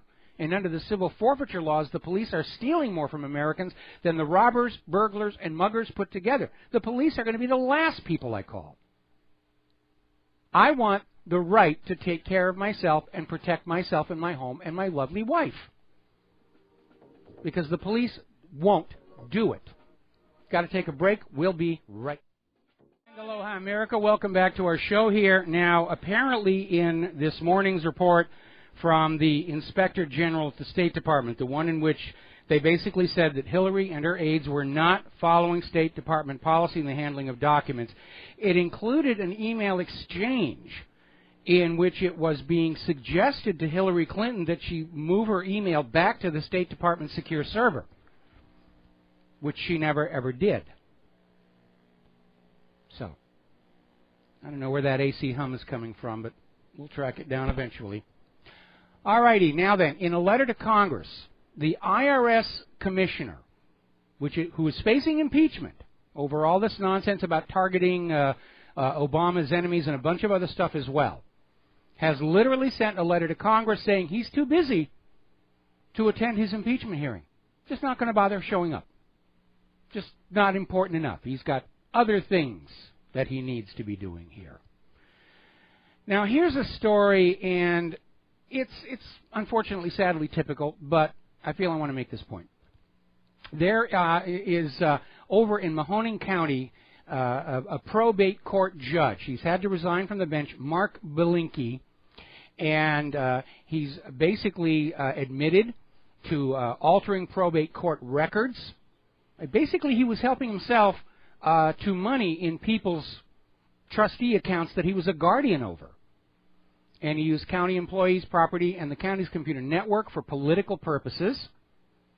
And he's looking at some serious, serious problems, and he resigned his position May 8th. And I mention that because whenever we talk about Ted Cruz's eligibility issue, or we talk about Vince Foster's suicide, inevitably we'll get a flood of email from the obedient, mindless government drone saying, well, the judges have said Ted Cruz can be eligible for president. Judges are not perfect people. They can be bribed. They can be bought. Remember what happened when Larry Klayman filed his RICO lawsuit against the Clinton Foundation down in Florida. He had a rock-solid case. The judge was a Clinton appointee, threw it out without even looking at it. Most of these court cases involving Ted Cruz's citizenship issue have not been carefully considered by the judge. They've just been thrown out without being examined. And I want to remind everybody that judges are not gods. And the Constitution does not allow a judge to simply ignore the law or change it at whim. And the same thing applies to Vince Foster when they come out and say, well, the government says it was a suicide. Yeah, the government told us Saddam had nuclear weapons. The government keeps telling us 90 million out-of-work Americans is a 5% unemployment rate. I know you're supposed to be mindless government stooges, but let's not abuse the privilege. Let's deal with reality. All righty, over in Nevada, Lamoille Canyon Road is still blocked by snow. Apparently it's an area that normally would see a lot of tourism and picnicking during the Memorial Day weekend, but the road to the top of the canyon is still blocked. They're trying to get equipment up there to basically open that up.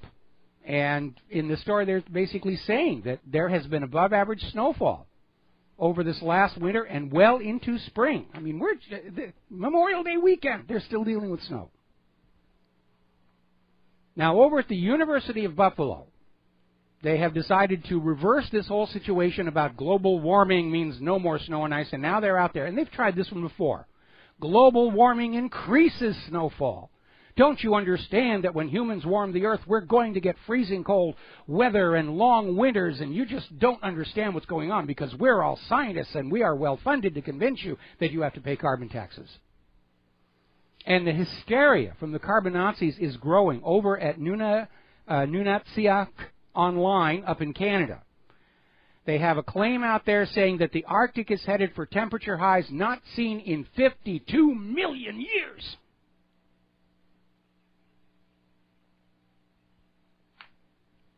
Now, what's going on here is very simple. Obamacare was supposed to generate a huge windfall of profits for the health insurance companies that actually wrote the Affordable Care Act for themselves. And the U.S. government was going to get their little mafia-like piece of the action in the form of increased taxes on all that new revenue pouring into the health insurance companies. It didn't work out.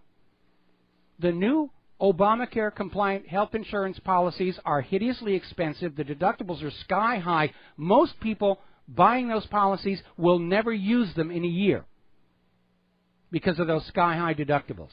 And so people have just abandoned the health insurance policies. They're paying the IRS fine.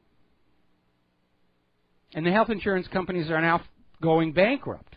So that was a complete miserable failure, both for its overt purpose of making health care affordable for Americans and its covert purpose of grabbing more money out of the American people's pockets to prop up a hopelessly broke and in-debt U.S. government. So now it's back to the carbon tax. We have to do the carbon tax. Now, San Diego has admitted their climate action plan's purpose is to get at least half of the citizens of San Diego out of their cars and into public transportation, which sounds really good if you have a well-designed public transportation system, where the public transportation system and the cities grow up together around each other. The Munich system, very good. Manhattan Island, Sydney, Australia, these are systems that work. But when you take a sprawling suburban area and try and put trains on it, it doesn't really work. Here in Hawaii, we're dealing with our light rail system. It's 2 years behind schedule. It's hideously over budget. They're talking about another $2.5 billion going to be needed to finish the project, and they're already talking about scaling it back. The original plan was for the eastern end of the light rail to go all the way to the Ala Moana Shopping Center and into Waikiki to help bring more tourists from that Waikiki area out to the western part of the southern shore, which is sort of languishing. Now they're saying they're just going to stop it at Middle Street and buy a fleet of electric buses to go from that station down to Waikiki and the rest of it. So they're already having to scale this thing back. This is already the most expensive rail system in U.S. history in terms of cost per citizen, because we don't have that many people on this island. And it's currently estimated that by the time this is done, the light rail system will cost each Hawaiian family $8,000, for which they could have bought a nice electric vehicle. And that's not the end of it, because this light rail system will require huge amounts of subsidies to keep it running. Well, but it's good because it gets people out of the car and onto an electrically powered system. Really? Where's the electricity coming from? It's coming from that power plant over there. What runs the power plant? Oil.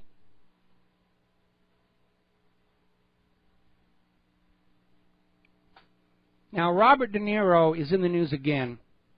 He's talking about making his own documentary exposing corruption within the vaccine industry. Was talking about it when he was up at the Cannes Film Festival, and he's been seen with Robert Kennedy Jr., who I would dearly love to get on this show over this vaccine issue.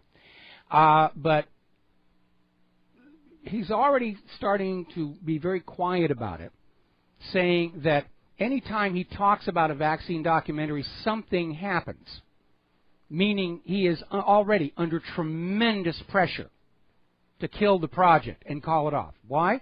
Vaccines are a $27 billion a year business. And to protect that kind of money, who cares how many people die from the shots or how many people are brain damaged and crippled? People are just being picky. Look at that, $27 billion. How can you not admire and respect that? Okay, now, yesterday we did repost that GWX control panel for people to protect their systems from Windows 10. When Microsoft is still being aggressive, you have to continually update that tool because Microsoft is still trying to find a way around it to force Windows 7 and Windows 8 machines to upgrade to Windows 10. It has now come out that Microsoft's tactics, if you will, violate Microsoft's own guidelines for developers and how they're supposed to behave in promoting their products and getting them out there. Microsoft's not even following their own rules.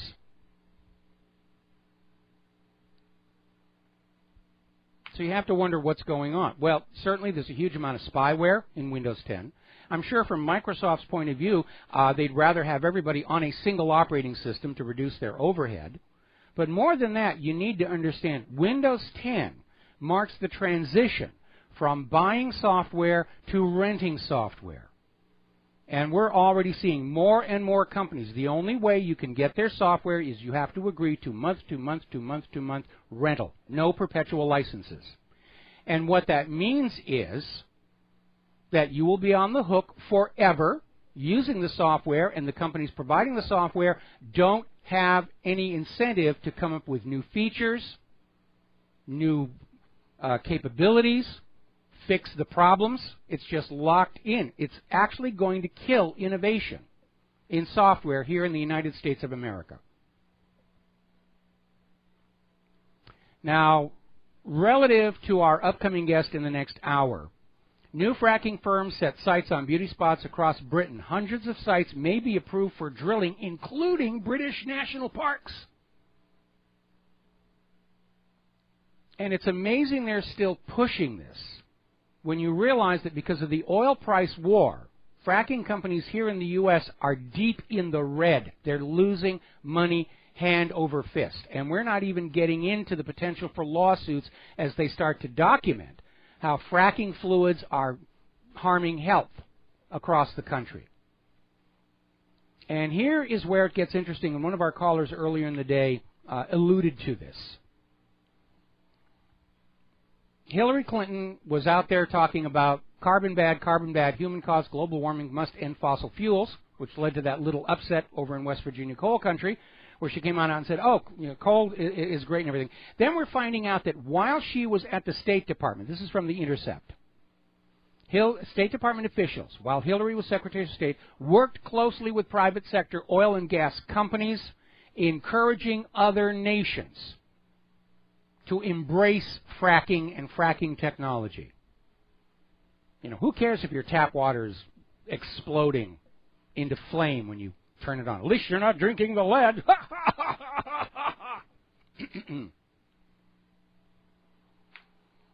And I think everybody needs to take a step back and realize that there is absolutely no empathy in our ruling classes regarding ordinary Americans' health, standard of living.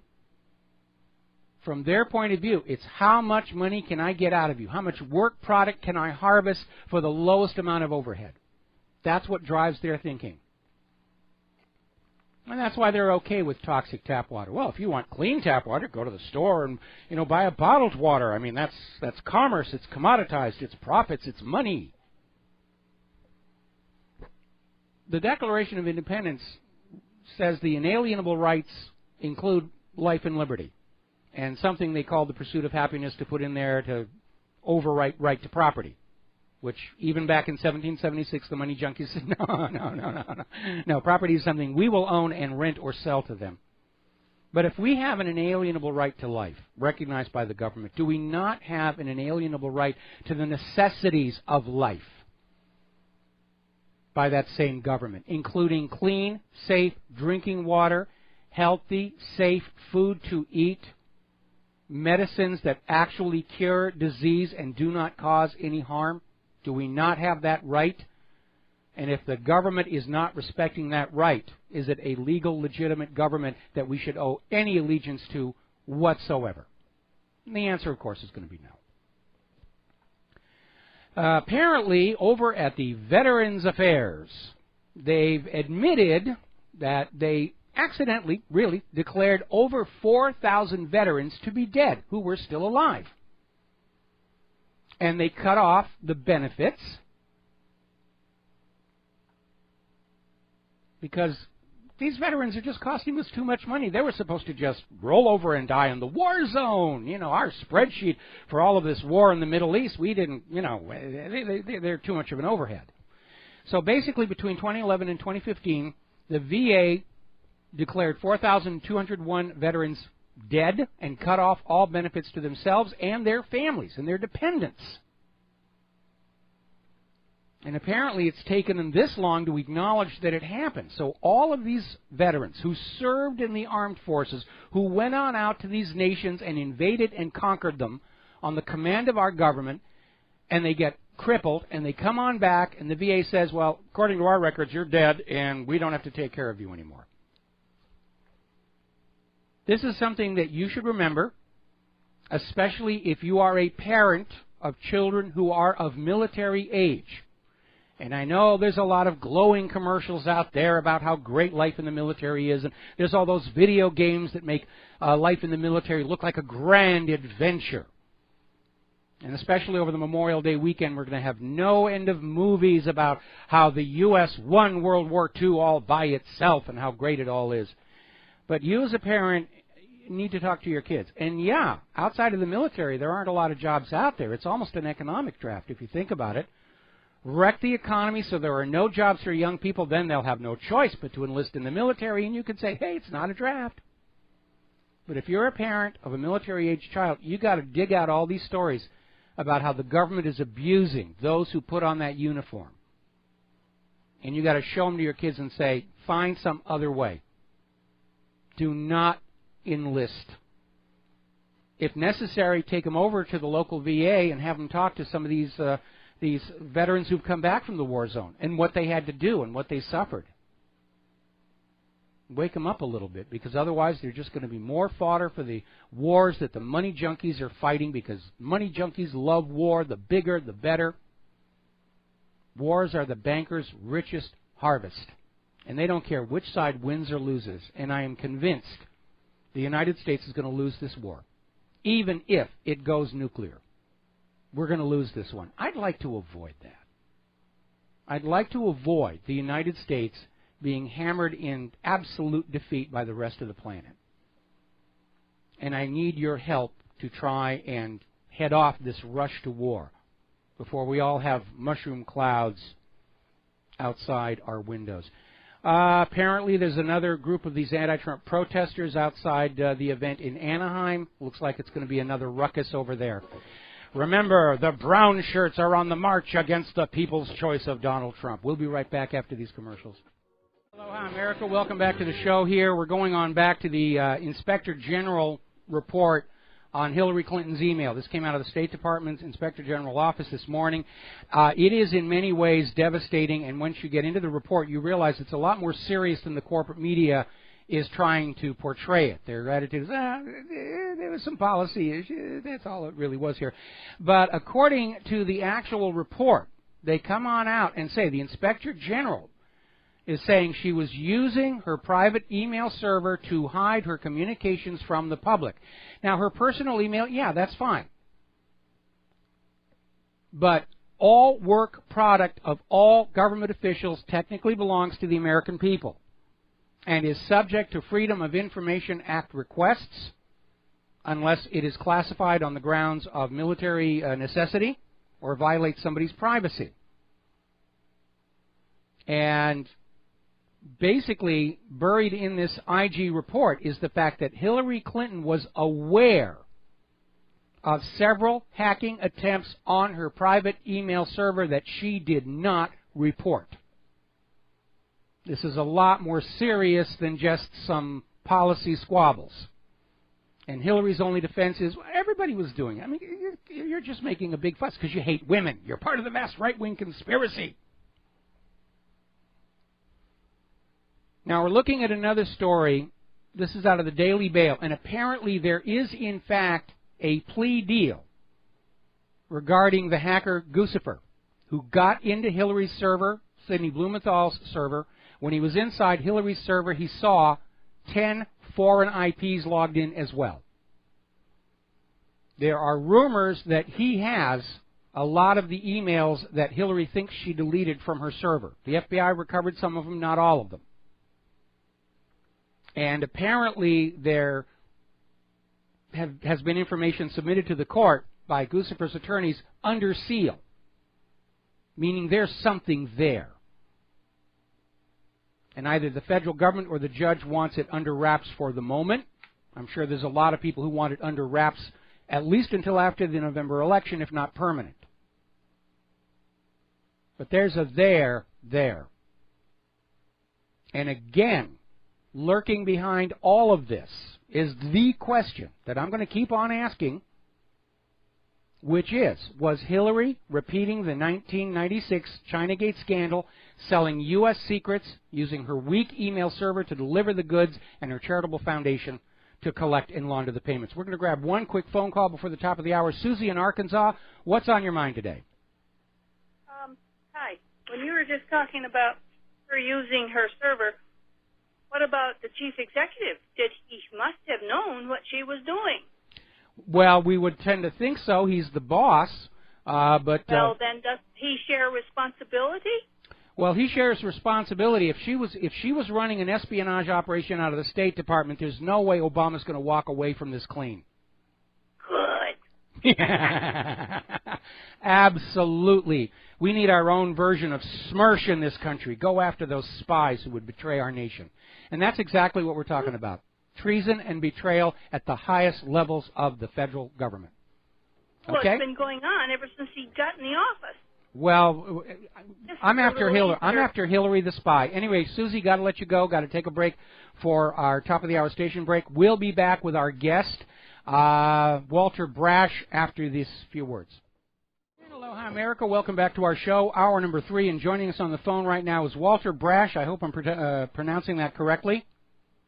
Absolutely. Okay, and Walter is an expert on fracking, and I wanted to get him on the show because we're seeing this push for fracking everywhere and this absolute stonewall of its negative consequences. I can't even imagine why they're still trying to promote it here in the U.S. because with the fall in oil prices from this brain-dead attempt to weaponize oil prices against Russia, most fracking companies are in the red. Some of them have actually been driven out of business here.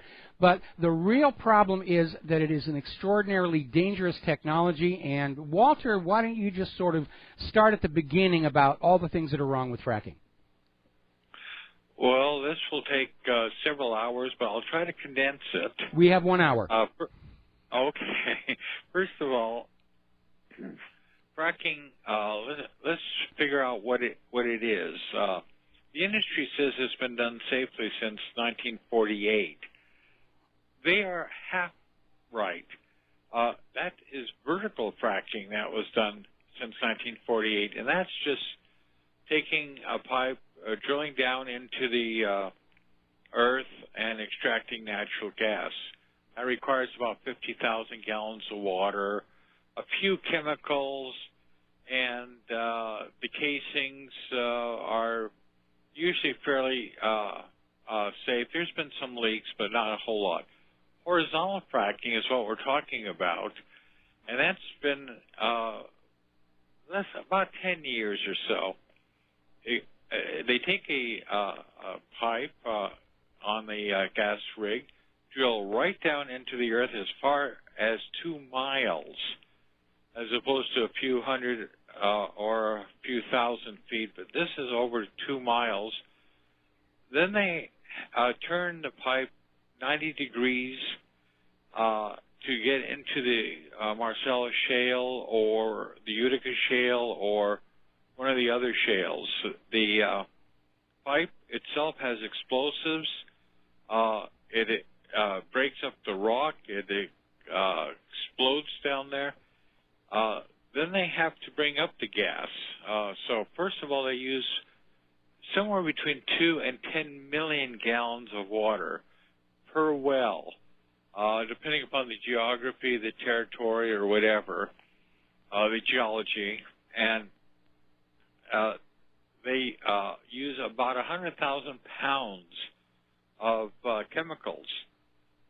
Now, the industry will tell you that they use only 0.5% chemicals, or that the water that goes into the earth is 99.5% pure, but again, that leaves about 100,000 pounds of caustic chemicals.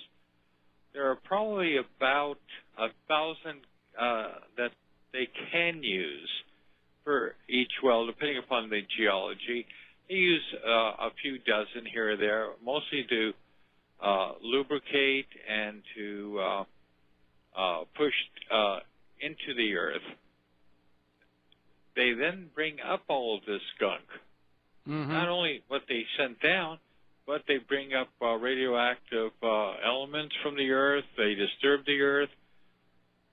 They take all this water, they put it into pits. Now that's one of the problems, is that these are open air pits for the most part, and they are maybe an acre sometimes. That can get it into the air. It can leak. We've had many cases of that leaking. We've had cases of the casings on the pipe failing.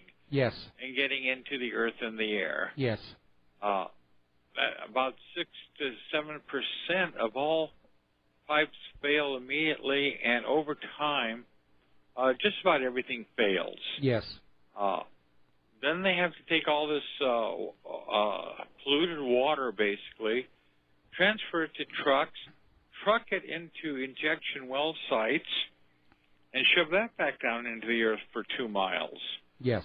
And that causes, we've now shown a correlation between that, the injection well sites, and earthquakes. Oklahoma had 3 or maybe 4 minor earthquakes up until 4 or 5 years ago, 6 years ago. Now they're showing over 800 a year. And Oklahoma was saying, oh, no, it wasn't because of fracking. Not because of fracking. Technically, the industry and the Oklahoma political leaders are accurate. It wasn't technically because of fracking in Oklahoma. It was in reality because of the fact that they had to put all that storage somewhere. They shoved it back into the earth. So if there was no fracking, there would not be any of those earthquakes. That's just to start with. Well, I get very, very nervous that they're doing this so close to the New Madrid Fault, which is actually the location of the largest earthquake in U.S. history. Most people think earthquake, they think California, and I used to live in California, and I've been through quite a few earthquakes. But the all-time largest quake in the continental United States was that New Madrid Fault, which is just kind of to the east of where this is all going on. And we know from what happened out there at the PG&E situation in California, those large holding pits do in fact leak. They put a plume of chemicals into the ground, and when they say, well, it's only tiny percent of toxic chemicals in the water, there are chemicals that are so toxic where that would still be a lethal amount of exposure to what's going on down there. Now, we actually had somebody who worked for one of the fracking companies call into the radio show a while back saying that there were these little below-the-table contracts going on with corporations that had their own toxic waste dumping problems, where the fracking companies were getting money to take toxic waste that couldn't be disposed any other way and also adding it to the mix going down into those injection wells, those disposal wells. But this idea that the material is going to stay down there, that's clearly not working. And we're seeing this material come on up. We're finding it in the food chain. One of the biggest problems, of course, when you talk about how many of these pipes are leaking is the effect of the methane percolating up through the ground. And we've been hearing all these stories about ponds and lakes and rivers. I mean, if there isn't enough methane coming up to set on fire like that politician down in Australia, we're hearing about all these fish die-offs where the entire pond will just be covered with all these dead fish, and the official story will be, well, the water was oxygen depleted. And what they don't talk about is how the oxygen is depleted from the water. And it's really very simple. As methane bubbles up through the water, it will decompose, combining with the free oxygen in the water to produce more water molecules and carbon dioxide, which then escapes into the atmosphere, annoying Al Gore. But that process takes all the free oxygen out of the water, which is why the fish are dying. And they don't admit that in the corporate media. And these fish are, in many cases, part of the food source for many parts of the country. And we're already dealing with areas in this country where people are going hungry, and the fracking industry is actually destroying one of the food sources. Absolutely. The methane in the air helps, of course, deplete our oxygen. It also is about 80 to 100 times more potent than carbon dioxide, which everybody says, oh, that carbon dioxide stuff is really bad for the atmosphere. This is even worse. In North Dakota, about 2% of all the world's methane release comes from North Dakota in the back in oil fields. So we have that problem. The methane also leaks not only into the air, it can be toxic, but we also have the problem of the leakage into the groundwater. And you mentioned about agriculture. First of all, an awful lot of leakage is in agriculture areas because most of these rigs are in agricultural areas or rural areas. And in North Dakota is the site of most of the best wheat produced in the United States, the Aber Durum wheat that we use for bread, for pitas, for tortillas, for all kinds of wheat-based product. Our pastas are usually originating from North Dakota. So, two things. One, if the farmers are having problems and they're selling the mineral rights to the gas companies and the oil companies, then we have a problem. And secondly, some of that is replacing agriculture fields. Yes. And we've had a case in North Dakota where there was a oil spill that basically is rendering a huge amount of agriculture unstable and unusable for about 2 decades now. Yes. So we have that problem. We have the problem of Central California. Now, I grew up in Southern California, and I saw oil wells between where I lived in Ontario, California, which is Southern California, which is about, I don't know, maybe 30 miles from Disneyland. Mm-hmm. In that one direction, I passed by oil wells, but I never thought of anything like that when I was growing up.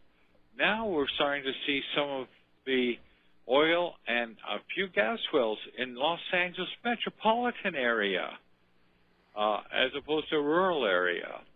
Well, you know, they're actually trying to disguise them now, where, you know, they'll actually build literally a fake building that looks like it's an office building, but it's hollow inside, and they've got the oil rig there. Many years ago, when I was working as a magician, I did a summer on the Queen Mary in Long Beach, and there were all these very brightly colored, you know, blocky towers on the other side of the harbor there, and I came to find out they were all oil rigs. And there was so much of it there. You could smell it. You could smell it on the air, all of these various effluents coming out of these wells. And now, of course, there's a concern that they're carcinogenic. And the issue is they're just being sloppy about it. I'm sure that there are probably ways to make sure the pipes don't leak, to make sure that the chemicals don't get into the water. They're just not bothering to do it because it costs too much.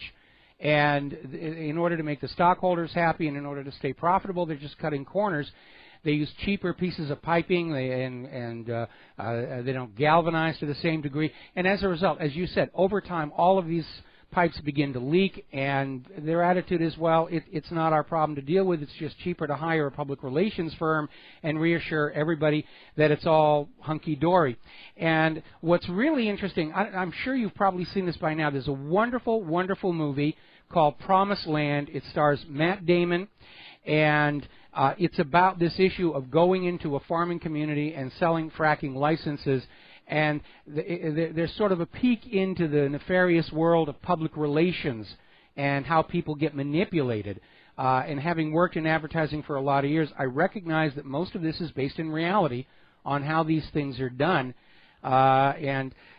Between the high-pressure sales tactics, the outright misrepresentations, plus the fact that my understanding, and please correct me if I'm wrong, My understanding is that most of the people who will lease their land to the fracking companies don't wind up getting anywhere near the money that they were told they were going to be getting, because the fracking companies take all these fees and everything out of the leasing payment in order to reduce it. Yeah, you're absolutely right about that, is that an awful lot of companies will say, we will give you X amount of dollars per acre for 5 years for the rights to drill beneath your land. Well, the farmers that are really in desperate shape, that need the money, sometimes will say, well, yeah, I believe their promises. They're going to give me money. I'm going to be able to improve my equipment. I'm going to be able to improve my stock or my crops. And I will go along with the fact that the company says that I'll hardly even notice that they're on our land. Mm-hmm. Well, what happens is, let's say that they get, we're going to pretend here, $1,000 an acre. Now it's down significantly for mineral rights, but right now let's pretend $1,000 an acre. Well, out of that, they take marketing fees. Now think about this. Mm-hmm. They'll say, well, it costs us X amount of dollars to market our product. It takes X amount of dollars to drill the product. It takes X amount of dollars for this, and that. Pretty soon the farmer's not getting what they think they're getting, or the landowner is not getting it.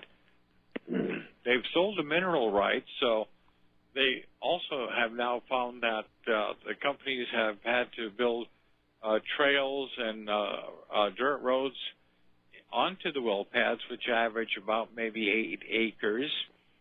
So now they're cutting across forests, they're cutting across rural areas. There are 200 trucks coming and going during the first month to month and a half of drilling. There are fences that had to be broken down. There's noise all day long during the first 4 to 6 weeks. There's lights on at night because it's a 24-hour operation. And it disturbs the wildlife. It disturbs the cattle. It disturbs just about everybody, including the humans. And they're still not getting the money that they were promised. Yeah, it's kind of a raw deal, but then that seems to be the norm in corporate America. One of the areas of concern is the fact that we have seen all these videos of people who are not part of the fracking industry. They haven't leased land, any of their land on fracking, and yet it is still getting into their water. They can light their tap water on fire with a match.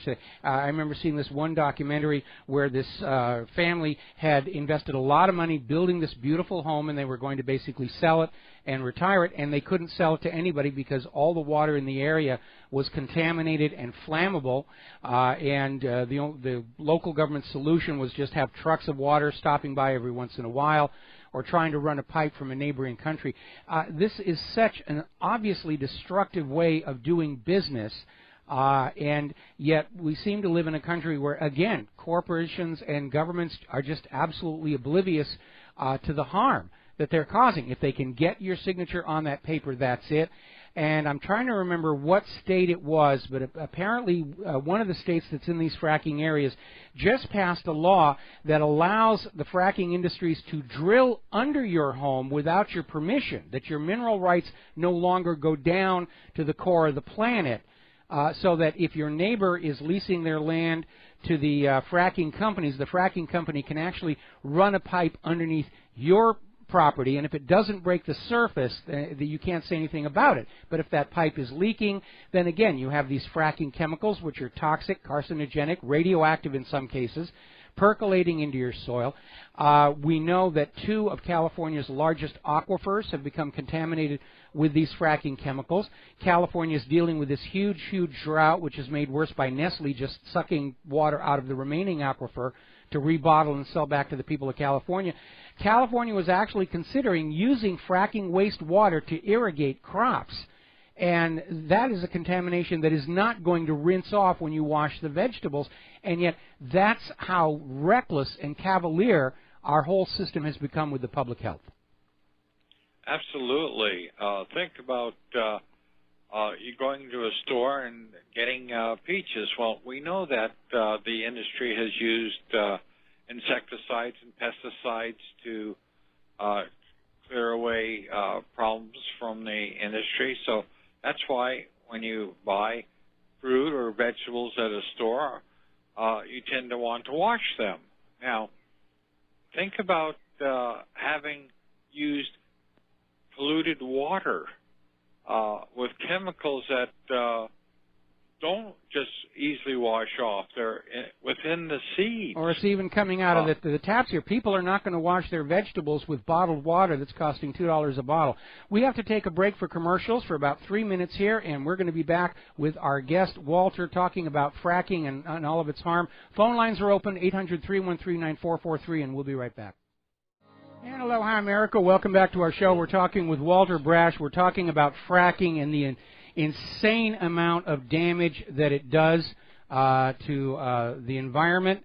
And Walter is absolutely correct. The methane being leaked into the atmosphere is a far more potent greenhouse gas than carbon dioxide. Carbon dioxide was chosen because they could blame that on human activity and justify carbon taxes. And nobody wants to talk about the impact on global warming of this fracking technology, potentially actually being far more real of a factor than our plastic bags and so forth. Yeah, that's because the oil and gas industry have probably, next to the NRA, one of the best lobbyist groups in the country.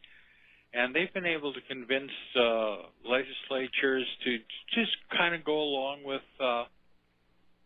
whatever they wanted to do. I know in Pennsylvania, which is the center of the Marcellus Shale, which is the best producing shale, or has been over the past few years, that the oil and gas industry basically financed our previous governor, who spent 4 years and then was kind of kicked out of office by a new governor.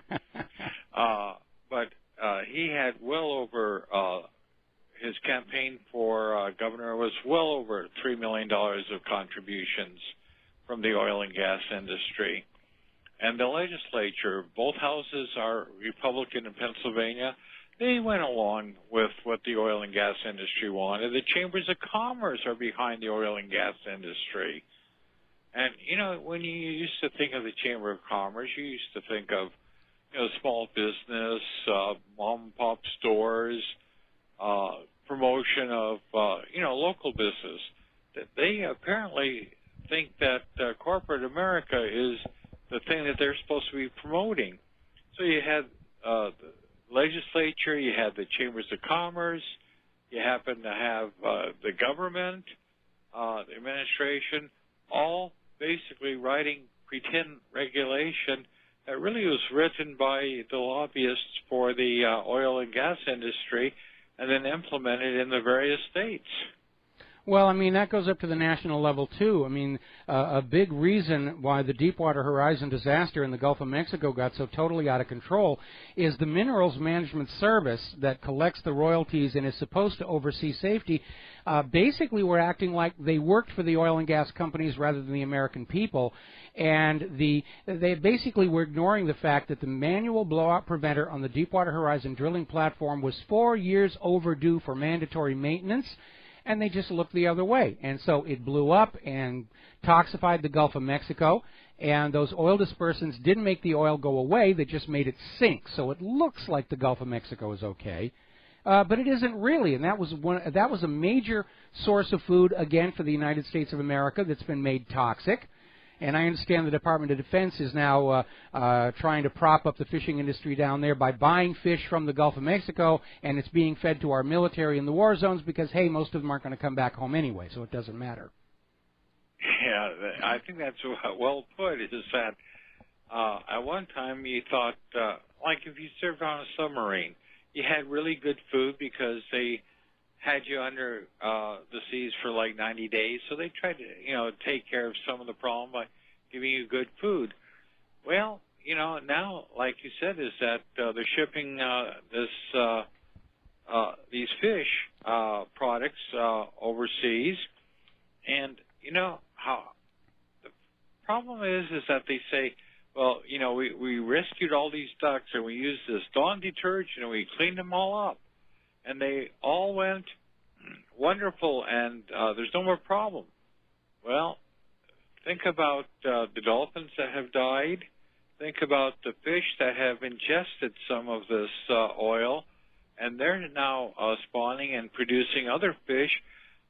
It's affecting the genes, and so let's pretend that there is a fish that didn't exist during the Horizon spill. Plus, this detergent they washed all the life forms in wasn't the healthiest thing for them to be exposed to anyway. We're coming up on another commercial break here. They're kind of spaced unevenly here, so we're going to take a break for about 4 minutes of commercials. Then we'll be back with another long segment where we can get back into this issue of fracking. We'll be right back. Hello, hi, America. Welcome back to the show. We're talking with Walter Brash about fracking and just what a terrible process it is for people who are living near the fracking wells, having the water come out of the faucets contaminated with this stuff. And again, regardless of the official list of fracking chemicals admitted to by the fracking companies, we know there are additional materials in there because we had that whistleblower come on the show and say that they were making these little private deals with other corporations that had toxic waste they couldn't get rid of any other way, and it was just being blended in and shot into those injection wells. And the idea that it's going to stay down there is complete and utter nonsense, because the whole point of fracking is it has cracked the rocks, and you don't know where it goes and how it gets into water. It's an absolute scandal, but we live in a country that has devolved into outright economic fascism, where government is firmly aligned with economic interests and against the general welfare of the people. Absolutely. And here's a couple of interesting things that a lot of people don't know about. Excuse me. Several years ago, a few years ago, I was the first journalist to write about the gag orders that were put into the various state legislation. In Pennsylvania, when they were writing it, it appeared on page 188 of the regulations.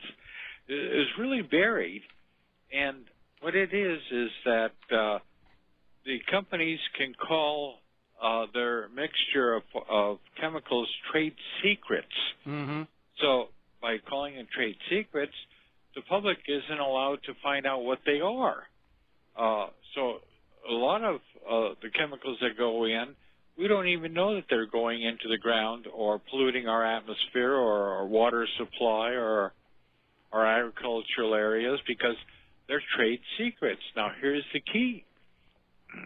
Let's say that a person is getting really nauseous or ill of some sort, or they're getting sores. They go to their local doctor, and the doctor says, gee, I don't know what the cause of this thing is. We'll treat it this way, but I just don't know, because most doctors are not trained in how to deal with the results of fracking. But let's say that doctor has figured this out, that, well, this person lives about 500 yards from a active well. I wonder if there's a correlation there. Now, very few doctors can make that correlation. So the doctor that does make that correlation calls up the company that is drilling in that area, and the company says, I'm sorry, it's a trade secret, I can't tell you. And the doctor says, but this is a health issue. And so the company says, I'll tell you what, we will tell you what the formula is, but you have to sign a gag order that says you will not tell even the patient or any other specialists, so that you can treat this one individual. Now, that violates just about every ethic of public health imaginable, because now another doctor doesn't know, and they have to go through the whole process, And let's say that we have to refer the patient to a nephrologist because the chemicals attack the kidneys, or a urologist, or a neuroscientist, or whatever. Well, the primary physician can't even tell the specialist what's in the chemicals, so they have to start all over again. And the industry goes along quietly about all this. Then the industry says to the patient, tell you what we're going to do. If you don't tell anybody about what's going on here, we will give you $10,000 for your medical bills. But you have to sign a gag order that says that you aren't going to tell anybody that we gave you the money, or that there is any correlation between any kind of drugs which we deny, or toxic chemicals, or radiological chemicals. So you just have to shut up and take our money. And, you know, a lot of people, up until a couple of years ago, they thought, well, they're paying for my medical bills, but I can't tell anybody. But that's okay. It's a good trade-off. And it's not a good trade-off. No, it never is. It never is. This idea that trade secrets can be withheld. One of the areas that I have a bone of contention, of course, are all these electronic voting machines where the companies say you're not allowed to see how they work inside because it's a trade secret, as if there's some kind of a secret about a piece of software that says if this button gets pushed, add by 1. And, you know, we know that there's massive election fraud being covered up. We actually have a caller waiting on the line here, Mike in South Carolina. Mike, do you have a question for our guest? Good afternoon. What really happened? You brought up two interesting situations, Michael, along with your guest, and that fracking. The first one, I will tell you, brought a little bit of raised hairs on the back of my neck when you mentioned about the New Horizon and the contamination in the Gulf of Mexico. Deepwater Horizon. Deep water, you're right, deep water. And what happened was the floor collapsed, and it broke up, it opened up 5 fissures. To this day, Michael, those 5 fissures have not stopped leaking oil. That's not well-known information, but they continue to keep leaking the oil.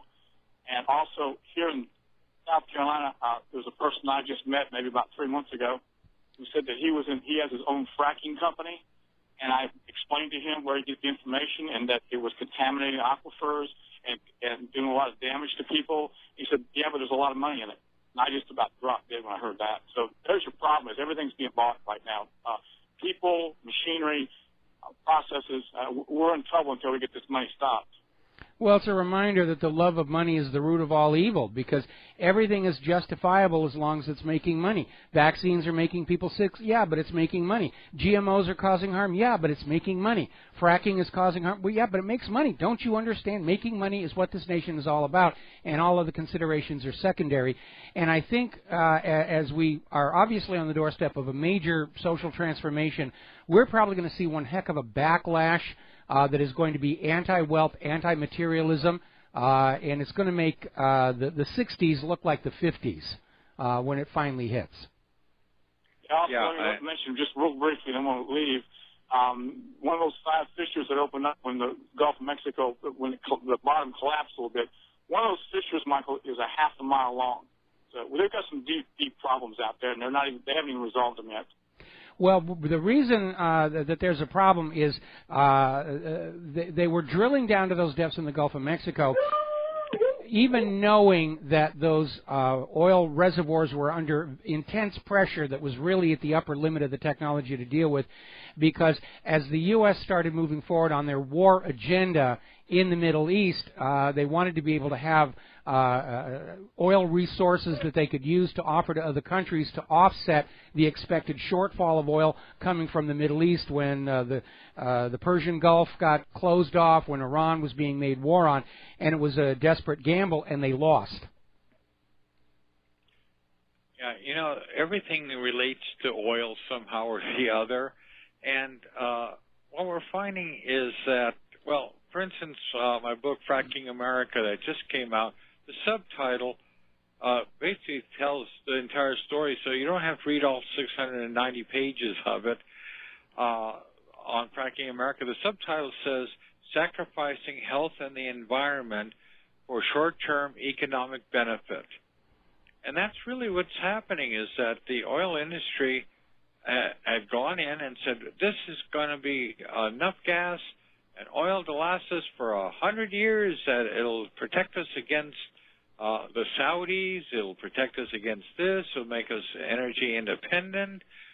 The reality is, anybody that had half a brain, and I think I have at least a half a brain, was predicting this, just like every other energy, is going to go from boom to bubble to bust, just like the housing bubble of a few years ago. And that's exactly what's happening, is that we talked a little bit about this early in the show, that the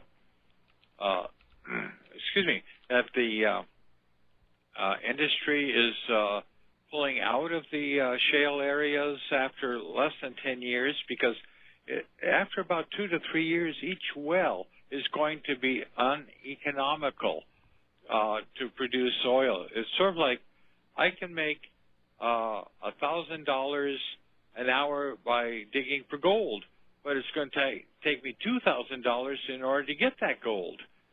Same thing with the oil and gas. Once the sweet spots are gone, they're gone. There's no more dinosaurs that are going to die on our behalf in order for us to get, gas and oil. So this is one of the problems, is that we're seeing companies going bankrupt.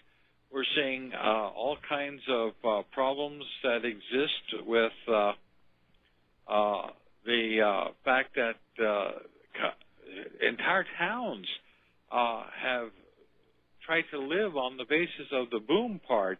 So they've built motels, they've increased staff, they've built restaurants, they've increased suppliers, and the industry basically didn't care. It said, okay, we got our money, we made our few billion this year, we're leaving, and that left a whole lot of small businesses basically sucking oil, I guess, trying to survive.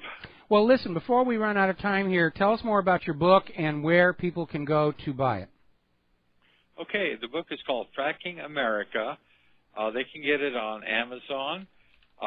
They can go to a Barnes & Noble bookstore and order it. They can get it online at Barnes & Noble.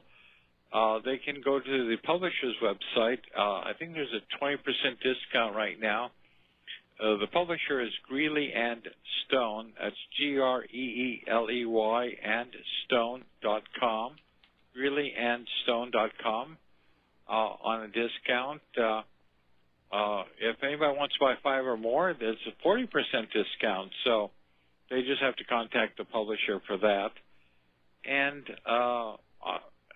it's a pretty comprehensive book. It's got some good endorsements, some good critical reviews on it. So I'm glad you asked about that, because I can talk about selling books for years. Well, I just found the Greeley and Stone website. I'm putting a link from my website to the page where your book is available, so that people who are interested in following up on this can do so. And it is a major problem. We also put up a link to the official website for the Matt Damon film, Promised Land. It is a well-made movie, and I understand why it was sort of ignored by the corporate media, because it's a very strong condemnation of the way this business is being run.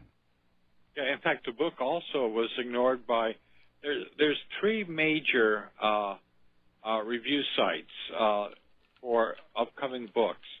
Kirkus Reviews, Publishers Weekly, and Choice for college libraries. All 3 have refused to review this particular book, and most things about fracking. I have no idea why. I've written about 21 books. Mm-hmm. Many of them are academic books. This has been vetted by independent sources. It's as good a book that's out there, but, the corporate media still are a little bit behind the times. Well, the corporate media have always been behind the times. Well, no, the corporate media are owned by the corporations, and they're dependent on advertising revenues from oil companies and pharmaceutical companies and, big ag and the rest of it. They are for sale. That's why we call the corporate media a bunch of prostitutes and correspondents, and that's why we're now capturing the lion's share of the audience, because people are understanding if it's on the corporate media, it's somebody's agenda, it's somebody's product, and if they really want to find out what's going on in terms of health and safety, they have to come to the independent media. Nobody's going to give them the truth. They have to hunt it down, and that's why they come over to websites and radio shows like this one to hear people like you saying that these glorious technologies aren't glorious, they're very dangerous, they're causing harm. And it is rather amazing as more and more people are making small-scale documentaries about the fracking crisis.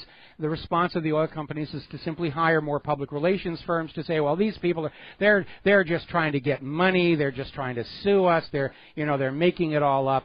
And it is unfortunately tragic in our culture that it is less expensive to simply smear the victims than to actually try and solve some of these problems. Yeah, in the Fracking America book, I do have a whole lot of cases where the corporate oil companies' inclusion with the media, that's one of my stronger chapters because I had been in the media for so long, because I analyze and I look at it, and I'd written for the establishment media and the alternative press as well. And this is one of the things that we've noticed is that you're a college graduate, you're working on a newspaper or a TV station. Who do you respond to? One, the person that comes in from a farm that looks like they haven't showered in a day because they've been working, or somebody in a three-piece suit that comes walking in, or a lady in a high heels and a nice dress.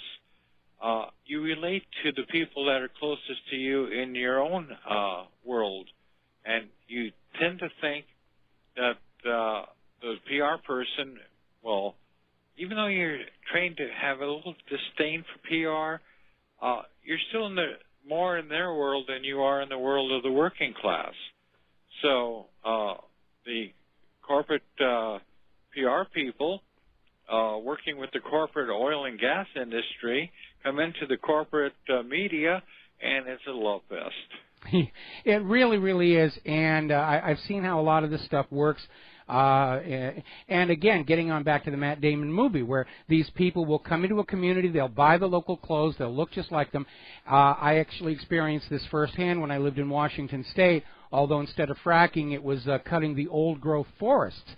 And whereas lobbyists are required to identify themselves as such to politicians, there's no law that says these PR people, grassroots lobbyists, have to identify themselves to the communities that they are infiltrating in order to try and take control of debates over critical issues.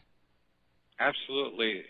Promised Land made very little money, actually, compared to most movies. I mean, even the bad movies made more money than the corporate, the Promised Land, and there was a massive campaign that went on to discredit the movie and its sources. And, which was funny because that's what got me to look at it in the first place. Anyway, Walter, we got to take a real quick break for commercials. Back with the last segment of our program after these words from our sponsors. Hi, America. Welcome back to the show. Last segment of our program today, and we're going to say goodbye to Walter Brash. Is there anything else you want to share with our listeners? Well, one of the things that I found interesting when I was doing research on this particular book was the use of eminent domain by the oil and gas companies. Now, we always think that if we buy a house with maybe an acre of land around it, that it's our house.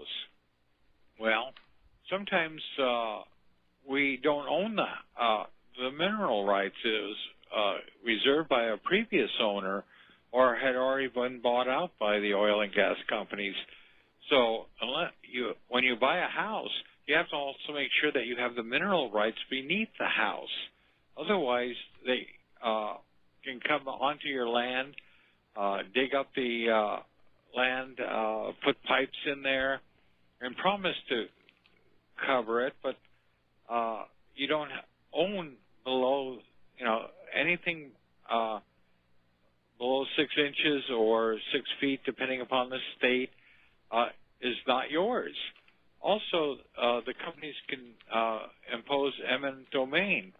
So let's say that you do own the mineral rights and the house and the land, but they need to put a pipe through there. We talked about what we call forced pooling earlier, where even if you don't agree to it, they can still do it. They can still push pipes onto your land. Yes. Here they can actually condemn part of your land for what they call the public good and put oil pipes or gas pipes or wells on your land, and they say they'll pay a fair share to own that part. But again, let's say you've lived in that house for 25 years. You don't want to move. You like the place. You like the land. And they're going to pay you a fair share, a fair price for that land. So now you have to move somewhere else. And normally eminent domain is reserved for the government. They build roads, for instance. Well, that was the original purpose, for needed social structures. But for going on, I think, 15 years now, if a corporation goes to the local government and says, we can generate more tax revenues with this piece of ground than the people who live there paying property taxes, the farm will be taken so they can put up a strip mall. And a lot of people see this as very much a misuse of eminent domain, and certainly it puts to lie to the idea that you can work your entire life and buy a home and the government can just take it away from you, and what they consider a fair price for the land usually turns out to be a very low estimate, and it's certainly not what the land is worth to the company coming on in to develop it. And it's almost like they're using eminent domain to not just acquire the land, but to acquire it at a much lower price than they would actually have to pay if they came on in and said, we want to put a strip mall here. What do you want for your land? Yeah, absolutely. It sort of bastardizes the original intent of what eminent domain is for. Well, our entire government has been bastardized at this point. There's the music. Walter, would love to talk to you some more about this. We have to end our show here. We did put a link from What Really Happened where people can buy your book, Fracking America. And we're going to get on out of here. We'll be back tomorrow here on the Republic Broadcasting Network. Until then, stay informed, stay skeptical, share what you know with everybody that you know. Thanks to everybody who's donating. We really need the help to get through this month, and we'll be back tomorrow. Aloha, America.